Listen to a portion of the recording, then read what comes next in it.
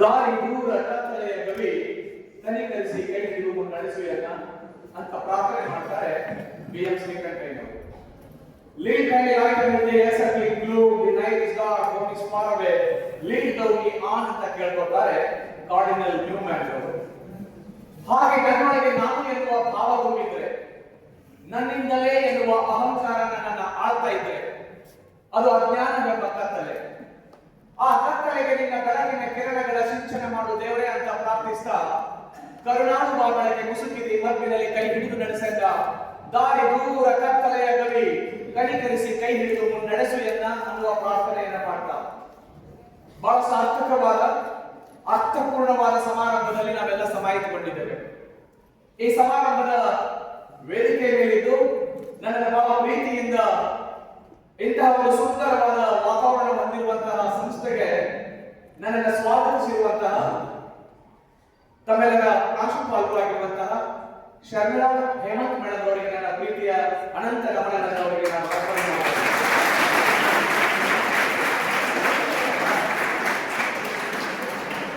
ದೈವ ನಿಲಯೋ ಕಾನೆ ಕರ್ಮ ಜಾಲವೋ ಕಾನೆ ಅದು ಬುದ್ಧಿಯಾಚೆಗಿನ ಮಾತು.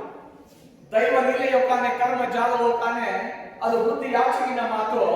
ಯಾರು ಏನೇ ಹೇಳಲಿ, ಪ್ರೀತಿಯಂತ ವಸ್ತುವನ್ನು ಈ ಭವದಲ್ಲಿ ಕಾನೆ ಅದು ಮನಗಂಡ ಮಾತು ಅಂತ ಹೇಳಿ ಇದೇ ವಿಜಯಪುರ ನೆಲದ ಶ್ರೇಷ್ಠ ಕವಿ ಮಧುರ ಚಂದ್ರರು ಒಂದು ಕಡೆಗೆ ಹೇಳ್ತಾರೆ.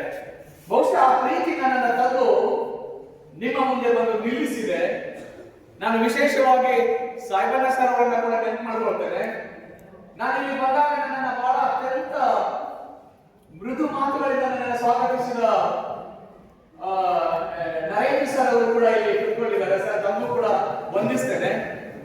ಹಾಗೆಯೇ ಇಲ್ಲಿ ಬಂದಾಗ ಮತ್ತೆ ಹಲವು ಎಲ್ಲ ಗುರು ಬಳಗದಲ್ಲಿ ಒಂದಿಷ್ಟು ಜನ ನನಗೆ ಆತ್ಮೀಯ ಬಳಗ ಇಲ್ಲಿದೆ, ಅವರನ್ನು ನಾನು ನೋಡಿದ್ದೇನೆ, ಅವರು ನನ್ನ ಕಂಡಿದ್ದಾರೆ. ಹಾಗೇನೆ ಈ ಸಮಾರಂಭದಲ್ಲಿ ಕೋಳಿ ಸರ್ ಅವರು ಕೂಡ ಇವತ್ತು ಇಲ್ಲಿರೋರು ಕೂಡ ನನಗೆ ಖುಷಿ ಕೊಟ್ಟಿದೆ. ಹಾಗೆ ಎಲ್ಲ ಗುರು ಬಳಗಕ್ಕೆ ತಮ್ಮೆಲ್ಲರಿಗೆ ಅನಂತ ಕೋಟಿ ನಮನಗಳನ್ನ ಶರಣಾರ್ಥಿಗಳನ್ನ ಸಲ್ಲಿಸ್ತೇನೆ.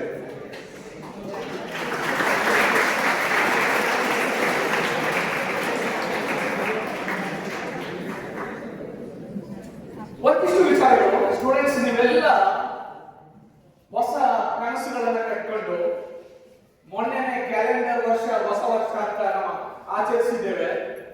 ಆ ಕ್ಯಾಲೆಂಡರ್ ವರ್ಷದ ಒಂದು ಮೊದಲ ದಿನಗಳಿವೆಲ್ಲ ಹೇಗೆ ಕಳೆದು ಹೋಗಿದೆ ಗೊತ್ತಿಲ್ಲ. ಹಿಂದಿನ ದಿನಗಳು ನಾನು ಆ ದಿನಗಳನ್ನ ಅತ್ಯಂತ ಸದುಪಯೋಗ ಮಾಡಿಕೊಂಡು ಅಥವಾ ಸುಮ್ಮನೆ ಹಾಡು ಹರಕೆಯಲ್ಲಿ ನಾನು ಆ ದಿನಗಳನ್ನೆಲ್ಲ ಗೊತ್ತು ಬಿಟ್ಟು ಗೊತ್ತಿಲ್ಲ.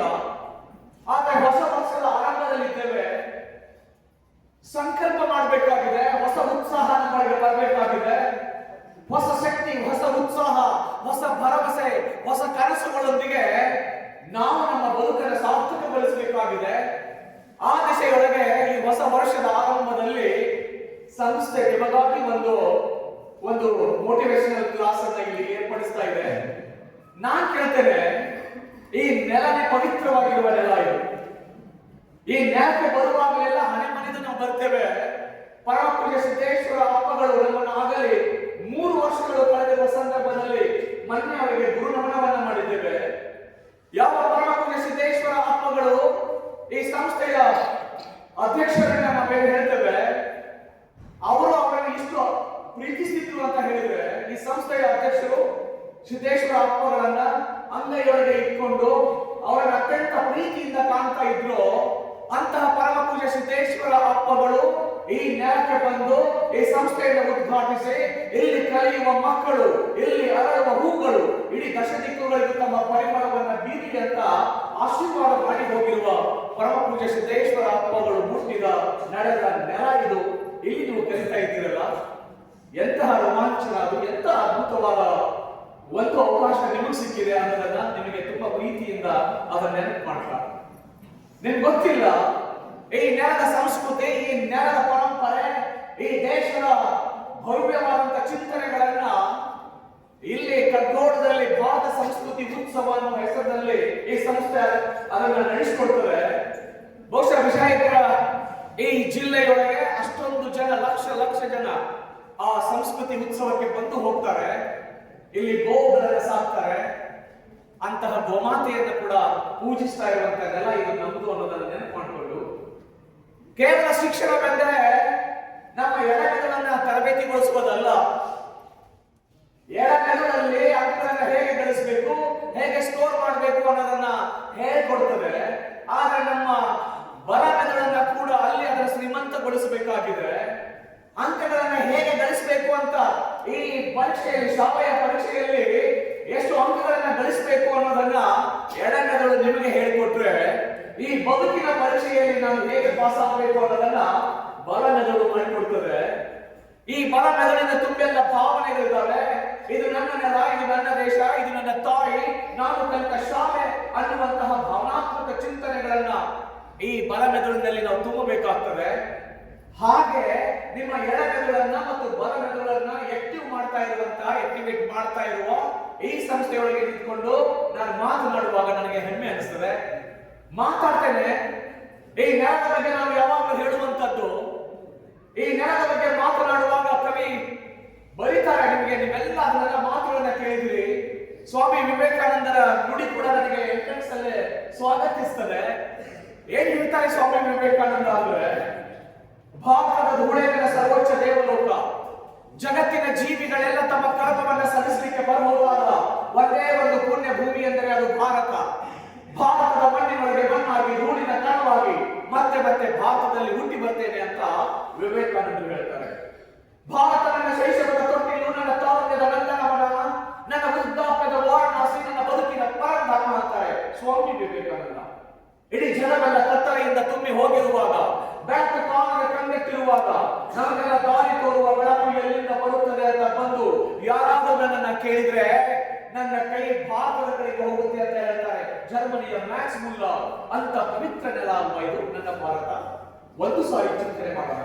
ಏನ್ ಕೊಡ್ತಾ ಇದೆ ಈ ಶಾಲೆ ಅನ್ನೋದನ್ನ ಒಂದು ಸಾರಿ ನೀವು ಗಮನದಲ್ಲಿ ಇಟ್ಕೊಂಡು, ಈ ನೆಲದ ಸಂಸ್ಕೃತಿಯನ್ನ ನಿಮಗೆ ನೀಡ್ತಾ ಇದೆ, ಈ ನೆಲದ ಪರಂಪರೆಯನ್ನ ನಿಮಗೆ ತಿಳಿಸ್ತಾ ಇದೆ, ಜೊತೆಗೆ ಉತ್ಕೃಷ್ಟವಾದ ಶಿಕ್ಷಣವನ್ನು ನಿಮಗೆ ಕೊಡ್ತಾ ಇದೆಯಲ್ಲ, ಆ ಕಾರಣಕ್ಕಾಗಿ ಈ ನೆಲ ಭಾರತದ ಪ್ರೀತಿಯನ್ನು ನಾವು ನೆನಪಿಸಿಕೊಳ್ಬೇಕಾಗ್ತದೆ.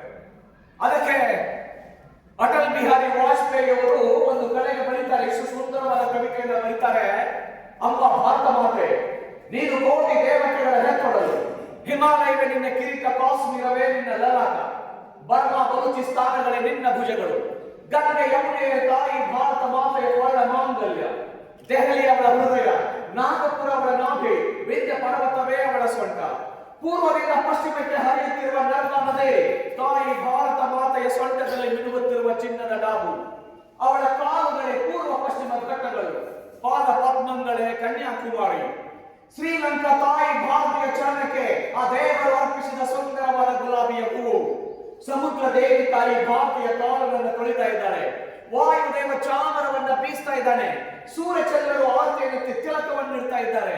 ಏ ವಂದನ್ ಕಿ ಭೂಮಿ ಹೈ, अभिनंदन की भूमि है, अर्पण की भूमि है और एकमात्र तर्पण की भूमि है। बिंदु बिंदु गंगा है, कंकर कंकर शंकर है, जिएंगे तो इसके लिए, मरेंगे तो इसके लिए ಅಂತ ಬರೀತಾರಲ್ವಾ. ಅಲ್ವಾ ಇದು ನೆಲ ನನ್ನ ಭಾರತ? ರೋಮಾಂಚನ ಆಗುತ್ತೆ ಅಲ್ವಾ? ಈ ನೆಲದೊಳಗೆ ಕವಿ ಬರೀತಾರೆ, ನಾನು ಸತ್ತ ಮೇಲೆ ನನ್ನ ದೇಹದ ಅಸ್ಥಿಗಳನ್ನ ಗಂಗೆಯ ನೀರಿನಲ್ಲಿ ತೇಲಿ ಬಿಟ್ಟಾಗ ಹರಿದು ಹೋಗುತ್ತಿರುವ ನನ್ನ ಅಸ್ಥಿಗಳಿಗೆ ಹೋಗಿ ಒಂದು ಸಾರಿ ಕಿವಿಗೊಟ್ಟು ಕೇಳಿ, ಅಲ್ಲಿಂದ ಬರುವ ಒಂದೇ ಒಂದು ಮಾತು, ಅದು ಭಾರತ ಮಾತಾ ಕಿ ಜೈ ಅಂತ ಬರೀತಾರಲ್ವಾ. ಏನಿದೆ ಈ ನೆಲದೊಳಗೆ? ಇದು ನನ್ನ ಭಾರತ. ಇಂಥ ಭಾರತದ ನೆಲದೊಳಗೆ ಆ ಸಂಸ್ಕೃತಿಯನ್ನು ನೀಡುವ ಈ ಶಾಲೆಯೊಳಗೆ ನೀವು ಕಲಿತಾ ಇದ್ದೀರಾ? ಅದಾவது ದೂರದ ಊರುಗಳಿಂದ ಬಂದಿದ್ದೀರಾ?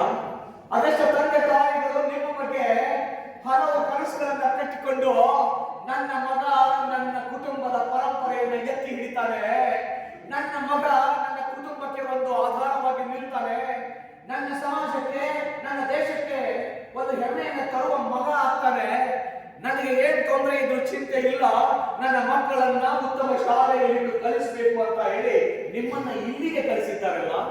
ಒಂದು ಸಾರಿ ಆತ್ಮಾವಲೋಕನ ಮಾಡಿಕೊಳ್ಳೋಣ, ನಾವ್ ಏನ್ ಮಾಡ್ತಾ ಇದ್ದೀವಿ ಅಂತ. ಸುಮ್ಮನೆ ನಿಮ್ ಜೊತೆಗೆ ಯಾವ ತಂದೆ ತಾಯಿಗಳು ನಿಮಗೆ 101 ಕನಸುಗಳನ್ನ ಕಟ್ಟಿಕೊಂಡು ಅವರು ನಿಮ್ಮನ್ನ ಇಲ್ಲಿ ಕಳಿಸಿದಾರಲ್ಲ, ಆ ಕನಸುಗಳನ್ನ ಸಾಕಾರಗೊಳಿಸುವ ನಿಟ್ಟಿನೊಳಗೆ ನಮ್ಮ ಪ್ರಾಮಾಣಿಕವಾದ ಪ್ರಯತ್ನ ಏನಾದರೂ ಮಾಡ್ತಾ ಇದ್ದೀವಾ? ಅಥವಾ ತಂದೆ ತಾಯಿಗಳಿಗೆ ಮೋಸ ಮಾಡಿ ಅವರಿಗೆ ಕಾಣಿಸೋದಿಲ್ಲ ಅಂತ ಹೇಳಿ ಅವರಿಗೆ ಮೋಸ ಮಾಡಿ ಓದದೆ ಸುಮ್ಮನೆ ಪುಟಗಳನ್ನ ತಿರುಗಿ ಹಾಕಿ ಆ ತಂದೆ ತಾಯಿಗಳು ಕಂಡ ಕನಸುಗಳನ್ನ ಸಾಕಾರಗೊಳಿಸುವ ನಿಟ್ಟಿನೊಳಗೆ ಕಿಂಚಿತ್ತು ಪ್ರಯತ್ನ ಮಾಡದೆ ಸಮಯವನ್ನು ನಿರ್ದಾಕ್ಷಿಣ್ಯವಾಗಿ ಕೊಂದು ಹಾಕ್ತಾ ಇದ್ದೀರಾ? ಒಂದು ಸಾರಿ ನಿಮ್ಮನ್ನೇ ನೀವು ಪ್ರಶ್ನೆ ಮಾಡಿಕೊಳ್ಳಿ. ಎಂತ ಅದ್ಭುತವಾದ ಸಮಯ ಇದು ಅಲ್ವಾ? ಪರೀಕ್ಷೆಗಳು ನಿಮ್ಮ ಹತ್ತಿರಕ್ಕೆ ಬರ್ತಾ ಇದ್ದಾವೆ. ಅದಕ್ಕೆ ಸಿದ್ಧರಾಗಬೇಕಾಗಿದೆ, ಸಂಕಲ್ಪ ಮಾಡಬೇಕಾಗಿದೆ. ನಾನು ಏನು ಅನ್ನೋದನ್ನ, ನನ್ನ ಎಕ್ಸಿಸ್ಟ್ ಅನ್ನ ಇಡೀ ಸೊಸೈಟಿಗೆ ತೋರಿಸಬೇಕಾಗಿದೆ. This is the first platform to show your existence. I am here, ನಾನಿದ್ದೇನೆ ಅಂತ ಹೇಳೋದಕ್ಕೆ it is the first platform. ಹೇಗೆ ಬಳಸ್ಕೊಳ್ತಾ ಇದ್ದೀರಾ ನೀವು? ಒಂದು ಸಾರಿ ಸಾಧನೆಯನ್ನು ಮಾಡಿ ಊರಿಗೆ ಹೋಗುವಾಗ ಈ ಹುಡುಗ SSLC ನಲ್ಲಿ ಅಥವಾ ಈ 10th ಅಲ್ಲಿ ಇಂಥ ಸ್ಕೋರ್ ಮಾಡಿಕೊಂಡು ಸಾಧನೆ ಮಾಡಿದ್ದಾನೆ ಅಂತ ಹೇಳಿ ನಿಮ್ಮ ಊರಿನ ಜನ ಮಾತನಾಡಿಕೊಳ್ಳುವಾಗ ನಿಮ್ಮ ತಂದೆ ತಾಯಿಗೆ ಅನಿಸ್ತದೆ, ಎಂತ ಪ್ರೌಡ್ ಫೀಲ್ ಆಗುತ್ತೆ ಅಲ್ವಾ? ಏನ್ ಕೇಳಿದ್ದಾರೆ ತಂದೆ ತಾಯಿಗಳು ನಿಮ್ಮಿಂದ? ಏನನ್ನು ಕೇಳ್ತಾ ಇದ್ದಾರೆ ಅವರು ನಿಮ್ಮಿಂದ? ಹೋಗುವಾಗ ಜನ ಎಲ್ಲ ಮಾತಾಡ್ಕೋಬೇಕು, ಇವ್ರ ಮಗ ಅವನು ಸಾಧನೆ ಮಾಡಿದ್ದಾನೆ, ಅವನ ಮಾತುಗಳು ಮೃದುರ, ಅವನು ಎಷ್ಟು ಒಳ್ಳೆಯ ಹುಡುಗ ಅಂತ ಹೇಳಿ ಇಡೀ ಊರಿನ ಜನ ಮಾತಾಡ್ತಾ ಇದ್ರೆ ತಂದೆ ತಾಯಿಗಳಿಗೆ ಪ್ರೌಡ್ ಫೀಲ್ ಆಗುತ್ತೆ. ಎಂತ ಮಗನಿಗೆ ಜನ್ಮ ಕೊಟ್ಟಿದ್ದೇನೆ ಅಂತ ಹೇಳಿ ಖುಷಿ ಪಡ್ತಾರೆ. ಅದನ್ನ ಮಾತ್ರ ನಿಮ್ಮಿಂದ ಕೇಳಿದ್ದಾರೆ ಹೊರತು ನಿಮ್ಮಿಂದ ಹಣವನ್ನೇನಾದ್ರೂ ಕೇಳಿದ್ದಾರ? ಯೋಚನೆ ಮಾಡಿ ಒಂದು ಸಾರಿ. ತಂದೆ ತಾಯಿಗಳಿಗೆ ಒಬ್ಬ ಒಳ್ಳೆಯ ಮಗನಾಗಿ, ಸಾಧನೆ ಮಾಡುವ ಮಗನಾಗಿ, ಸಮಾಜದಲ್ಲಿ ಒಬ್ಬ ದೊಡ್ಡ ವ್ಯಕ್ತಿಯಾಗಿ ಬದುಕಬೇಕು ಅಂತ ಹೇಳಿ ನಿಮ್ಮನ್ನ ಕಳಿಸಿದಾರಲ್ಲ, ಹಾಗೆ ನೀವು ವರ್ಕ್ ಮಾಡ್ತಾ ಇದ್ದೀರಾ? ಯೋಚನೆ ಮಾಡಿಕೊಳ್ಳಿ ಒಂದು ಸಾರಿ. ನಾನು ಏನನ್ನೂ ಕೇಳುವುದಿಲ್ಲ ನಿಮಗೆ. ಅದಕ್ಕೆ ಕವಿ ಹೇಳ್ತಾರೆ, ಪೆಟ್ಟು ತಿನ್ನುವ ಕಲ್ಲು ಕೊಟ್ಟದಿರುತ್ತದೆ, ಪೆಟ್ಟು ಸಹಿಸದ ಕಲ್ಲು ಮೆಟ್ಟಿಲಾಗುತ್ತದೆ ಅಂತ ಬರೀತಾರೆ. ಯಾವುದು ಪೆಟ್ಟನ್ನ ತಿನ್ನುತ್ತೋ ಅದು ಪಟ್ಟವನ್ನು ಏರಿಳಿತದೆ. ಯಾವ ಕಲ್ಲು ಪೆಟ್ಟು ಸಹಿಸೋದಿಲ್ವೋ ಅದು ಆ ಗುಡಿಯ ಮುಂದಿನ ಮೆಟ್ಟಿಲಾಗ್ತದೆ. ಪೆಟ್ಟನ್ನ ತಿಂದು ಪಟ್ಟವನೇ ಇರುವಂತ ಮಕ್ಕಳು ನೀವು ಆಗ್ತೀರಾ? ಅಥವಾ ಪೆಟ್ಟನ್ನ ತಿನ್ನದೆ ಗುಡಿಯ ಮುಂದಿನ ಮೆಟ್ಟಿಲಾಗುವಂತ ಮಕ್ಕಳು ಆಗ್ತೀರಾ? It's all left you students, ನಿಮಗೆ ಬಿಟ್ಟದ್ದು. ಯೋಚನೆ ಮಾಡಿ, ಎಂತ ಶಕ್ತಿ ಇದೆ ನಿಮಗೆ ದೇವರು ಕೊಟ್ಟು ಕಳಿಸಿದ್ದಾನೆ. ಆದ್ರೆ ನಾವೇನ್ ಮಾಡ್ತಾ ಇದ್ದೇವೆ ಅಂತ ನಾನು ಯಾವಾಗಲೂ ಹೇಳ್ತಾ ಇರ್ತೇನೆ. ನಿಮಗೆ ಅದ್ಭುತವಾದ ಶಕ್ತಿಯನ್ನು ಹೊಂದಿರುವಂತ ಮಕ್ಕಳು ಇಲ್ಲೆಲ್ಲ ಬಂದಿರೋರು. ನಾನೆಲ್ಲ ಸರ್ಕಾರಿ ಶಾಲೆಗಳಲ್ಲಿ ಪಾಠ ಮಾಡ್ತೇವೆ. ಅದಾವ ತಾಂಡಗಳಿಂದ, ಕೇರಿಗಳಿಂದ ಸುಮ್ಮನೆ ಪಾಪ ಬಂದಿರುವಂತ ಮಕ್ಕಳಿಗೆ ಪಾಠ ಮಾಡುವಾಗ ಅವರ ನಿತ್ಯದ ನೋವುಗಳನ್ನ ನಾನು ಕೇಳ್ತೇನೆ. ನನಗೆ ಎಷ್ಟು ನೋವಾಗುತ್ತೆ ಗೊತ್ತಾ? ಬಟ್ ನಿಮ್ಮನ್ನ ನೋಡಿದಾಗ ಎಷ್ಟು ಅದೃಷ್ಟವಂತರು ನೀವುಗಳೆಲ್ಲ. How lucky you are all. Every day ನನ್ನ ಮನೆಗೆ ಒಂದು ಹುಡುಗ ಬರ್ತಾನೆ, ಸರ್ ಪೇಪರ್ ಪೇಪರ್ ಪೇಪರ್ ಅಂತ ಪೇಪರ್ ಹಾಕ್ತಾನೆ. ಆ ಹುಡುಗನನ್ನು ನೋಡ್ತೇನೆ, ಸೈಕಲ್ ಮೇಲೆ ಬಂದು ಪೇಪರ್ ಹಾಕಿ ಹೋಗುವ ಹುಡುಗ, ಹೈಸ್ಕೂಲ್ ಓದ್ತಾ ಇರುವ ಹುಡುಗ. ಬೆಳಗ್ಗೆ ಬೇಗನೆ ಎದ್ದು ಪೇಪರ್ಗಳನ್ನ ತಗೊಂಡು ಮನೆ ಮನೆಗೆ ಪೇಪರ್ ಅನ್ನ ಹಾಕಿ ಮತ್ತೆ ಸರಿಯಾಗಿ 10-15ಕ್ಕೆ ಪ್ರೇರಣೆಗೆ ಶಾಲೆಗೆ ಹೋಗುವ ಮಗುವನ್ನ ನೋಡಿದಾಗ ನನಗೆ ಅನಿಸುತ್ತೆ, how lucky you are all. ಎಷ್ಟು ಅದೃಷ್ಟವಂತರು ನೀವುಗಳೆಲ್ಲ. ಎವ್ರಿ ಡೇ ನನ್ನ ಮನೆಗೆ ಒಂದು ಹಾಲು ಹಾಕೋದಕ್ಕೆ ಹುಡುಗ ಬರ್ತಾನೆ, ಸರ್ ಹಾಲು ಸರ್, ಹಾಲು ಸರ್ ಅಂತ ಹೇಳಿ ಆತ ಬಂದು ಮನೆಗೆ ಹಾಲಿನ ಪ್ಯಾಕೆಟ್ ಅನ್ನ ಕೊಡುವಾಗ ನೋಡ್ತೇನೆ, ಪುಟ್ಟ ಹುಡುಗ ನಿಮ್ಮ ಹಾಗೆ ಎಂತ ಸುಂದರವಾದ ವಾತಾವರಣದಲ್ಲಿ ಬಂದು ಇಷ್ಟು ನೀಟಾಗಿ ಡ್ರೆಸ್ ಅನ್ನ ಮಾಡಿಕೊಂಡು ಹೀಗೆ ಕಲಿಬೇಕಾದಂತ ಹುಡುಗ ಅಲ್ಲಿ ಹಾಲು ಹಾಕ್ತಾ ಇದ್ದಾನೆ. ಆತ ಕೂಡ ಶಾಲೆ ಕಲಿತಾ ಇರುವ ಹುಡುಗ ಬೆಳಗ್ಗೆ ಎದ್ದು ಆ ಕಾರ್ಯವನ್ನ ಮಾಡಿ ಮತ್ತೆ ಶಾಲೆಗೆ ಹೋಗ್ತಾನಲ್ಲ, ಅವ್ರು ನೋಡಿದಾಗಲೆಲ್ಲ ನನಗೆ ಅನಿಸುತ್ತೆ, how lucky you are all. ಎಷ್ಟು ಅದೃಷ್ಟವಂತರು ನೀವುಗಳೆಲ್ಲ, ಎಷ್ಟು ಅದೃಷ್ಟವಂತರು. ನಾನು ಯಾವ್ದಾದ್ರು ಚಿಕ್ಕ ಹೋಟೆಲ್ಗೆ ಹೋಗಿ ಟೀ ಕುಡಿಬೇಕು ಅಂತ ಹೋದ್ರೆ ಅಲ್ಲಿ ಪುಟ್ಟ ಹುಡುಗ ಬಂದು ಟೀ ಬೇಕಾ ಕಾಫಿ ಬೇಕಾ ಸರ್ ಅಂತ ಕೇಳುವಾಗ ನೋಡ್ತೇನೆ, ಕೇವಲ 10 ವರ್ಷದ ಹುಡುಗ. ಮನೆಯಲ್ಲಿ ಅಮ್ಮ ಅವನಿಗೆ ಜನ್ಮ ಕೊಟ್ಟಿದ್ದಾರೆ, ಅಪ್ಪ ಎಲ್ಲ ಕುಡ್ಕೊಂಡು ತಿರುಗಾಡ್ತಾ ಇದ್ದಾನೆ. ಆ ಮನೆಗೆ ಆ ಮಗನನ್ನ ಶಾಲೆಗೆ ಕಳಿಸಬೇಕು ಅಂದ್ರೆ ಅವರಿಗೆ ಶಕ್ತಿ ಇಲ್ಲ. ಅಮ್ಮ ರೋಗದಿಂದ ಬಳಲ್ತಾ ಇದ್ದಾರೆ. ಅಮ್ಮನಿಗಾಗ ಸ್ವಲ್ಪ ಸಹಾಯ ಆಗುತ್ತೆ ಅಂತ ಹೇಳಿ ಪುಟ್ಟ ಹೋಟೆಲ್ ನಲ್ಲಿ ಸರ್ ಟೀ ಬೇಕಾ ಕಾಫಿ ಬೇಕಾ ಅಂತ ಕೇಳುವ ಆ ಪುಟ್ಟ ಹುಡುಗನನ್ನ ನೋಡುವಾಗಲೆಲ್ಲ ಅನಿಸುತ್ತೆ, ಎಷ್ಟು ಅದೃಷ್ಟವಂತರು ನೀವೆಲ್ಲ. How lucky you are all. ಎಷ್ಟು ಅದೃಷ್ಟವಂತರು ಅಲ್ವಾ? ಆದ್ರೆ ಏನ್ ಮಾಡ್ತಾ ಇದ್ದೇವೆ ನಾವೆಲ್ಲ? ಒಂದು ಸಾರಿ ನಿಮ್ಮನ್ನ ನೀವು ಪ್ರಶ್ನೆ ಮಾಡ್ಕೋಬೇಕಾಗಿದೆ. It is the right time to take right decision. ಸಮಯ ಹೋದ ಮೇಲೆ ನೀವು ಆಮೇಲೆ ಚಿಂತೆ ಮಾಡ್ತೀರಾ, ಯೋಚನೆ ಮಾಡ್ತೀರಾ, ಏನೋ ಅವಾಗ ವಾಪಸ್ ಬರೋದಕ್ಕೆ ಸಾಧ್ಯ ಇರೋದಿಲ್ಲ. ಅದಕ್ಕೆ ಹೇಳ್ತಾ ಇದ್ದೀನಿ ಸ್ಟೂಡೆಂಟ್ಸ್, ಇವತ್ತು ಪರೀಕ್ಷೆ ನಿಮಗೆ ಕಣ್ಣು ಮುಂದಿದೆ, ನೀವು ಅದಕ್ಕೆ ಸರಿಯಾಗಿ ಸಿದ್ಧತೆಯನ್ನು ಮಾಡಿಕೊಳ್ಬೇಕಾಗಿದೆ.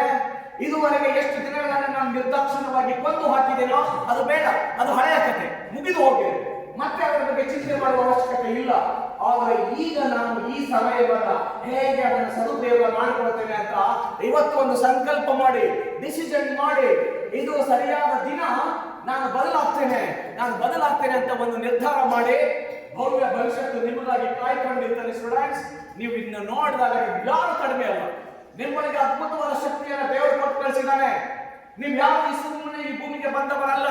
ದೇವರು ನಿಮ್ಮನ್ನ ಸುಮ್ಮನೆ ಈ ಭೂಮಿಗೆ ಕಳಿಸಲೇ ಇಲ್ಲ.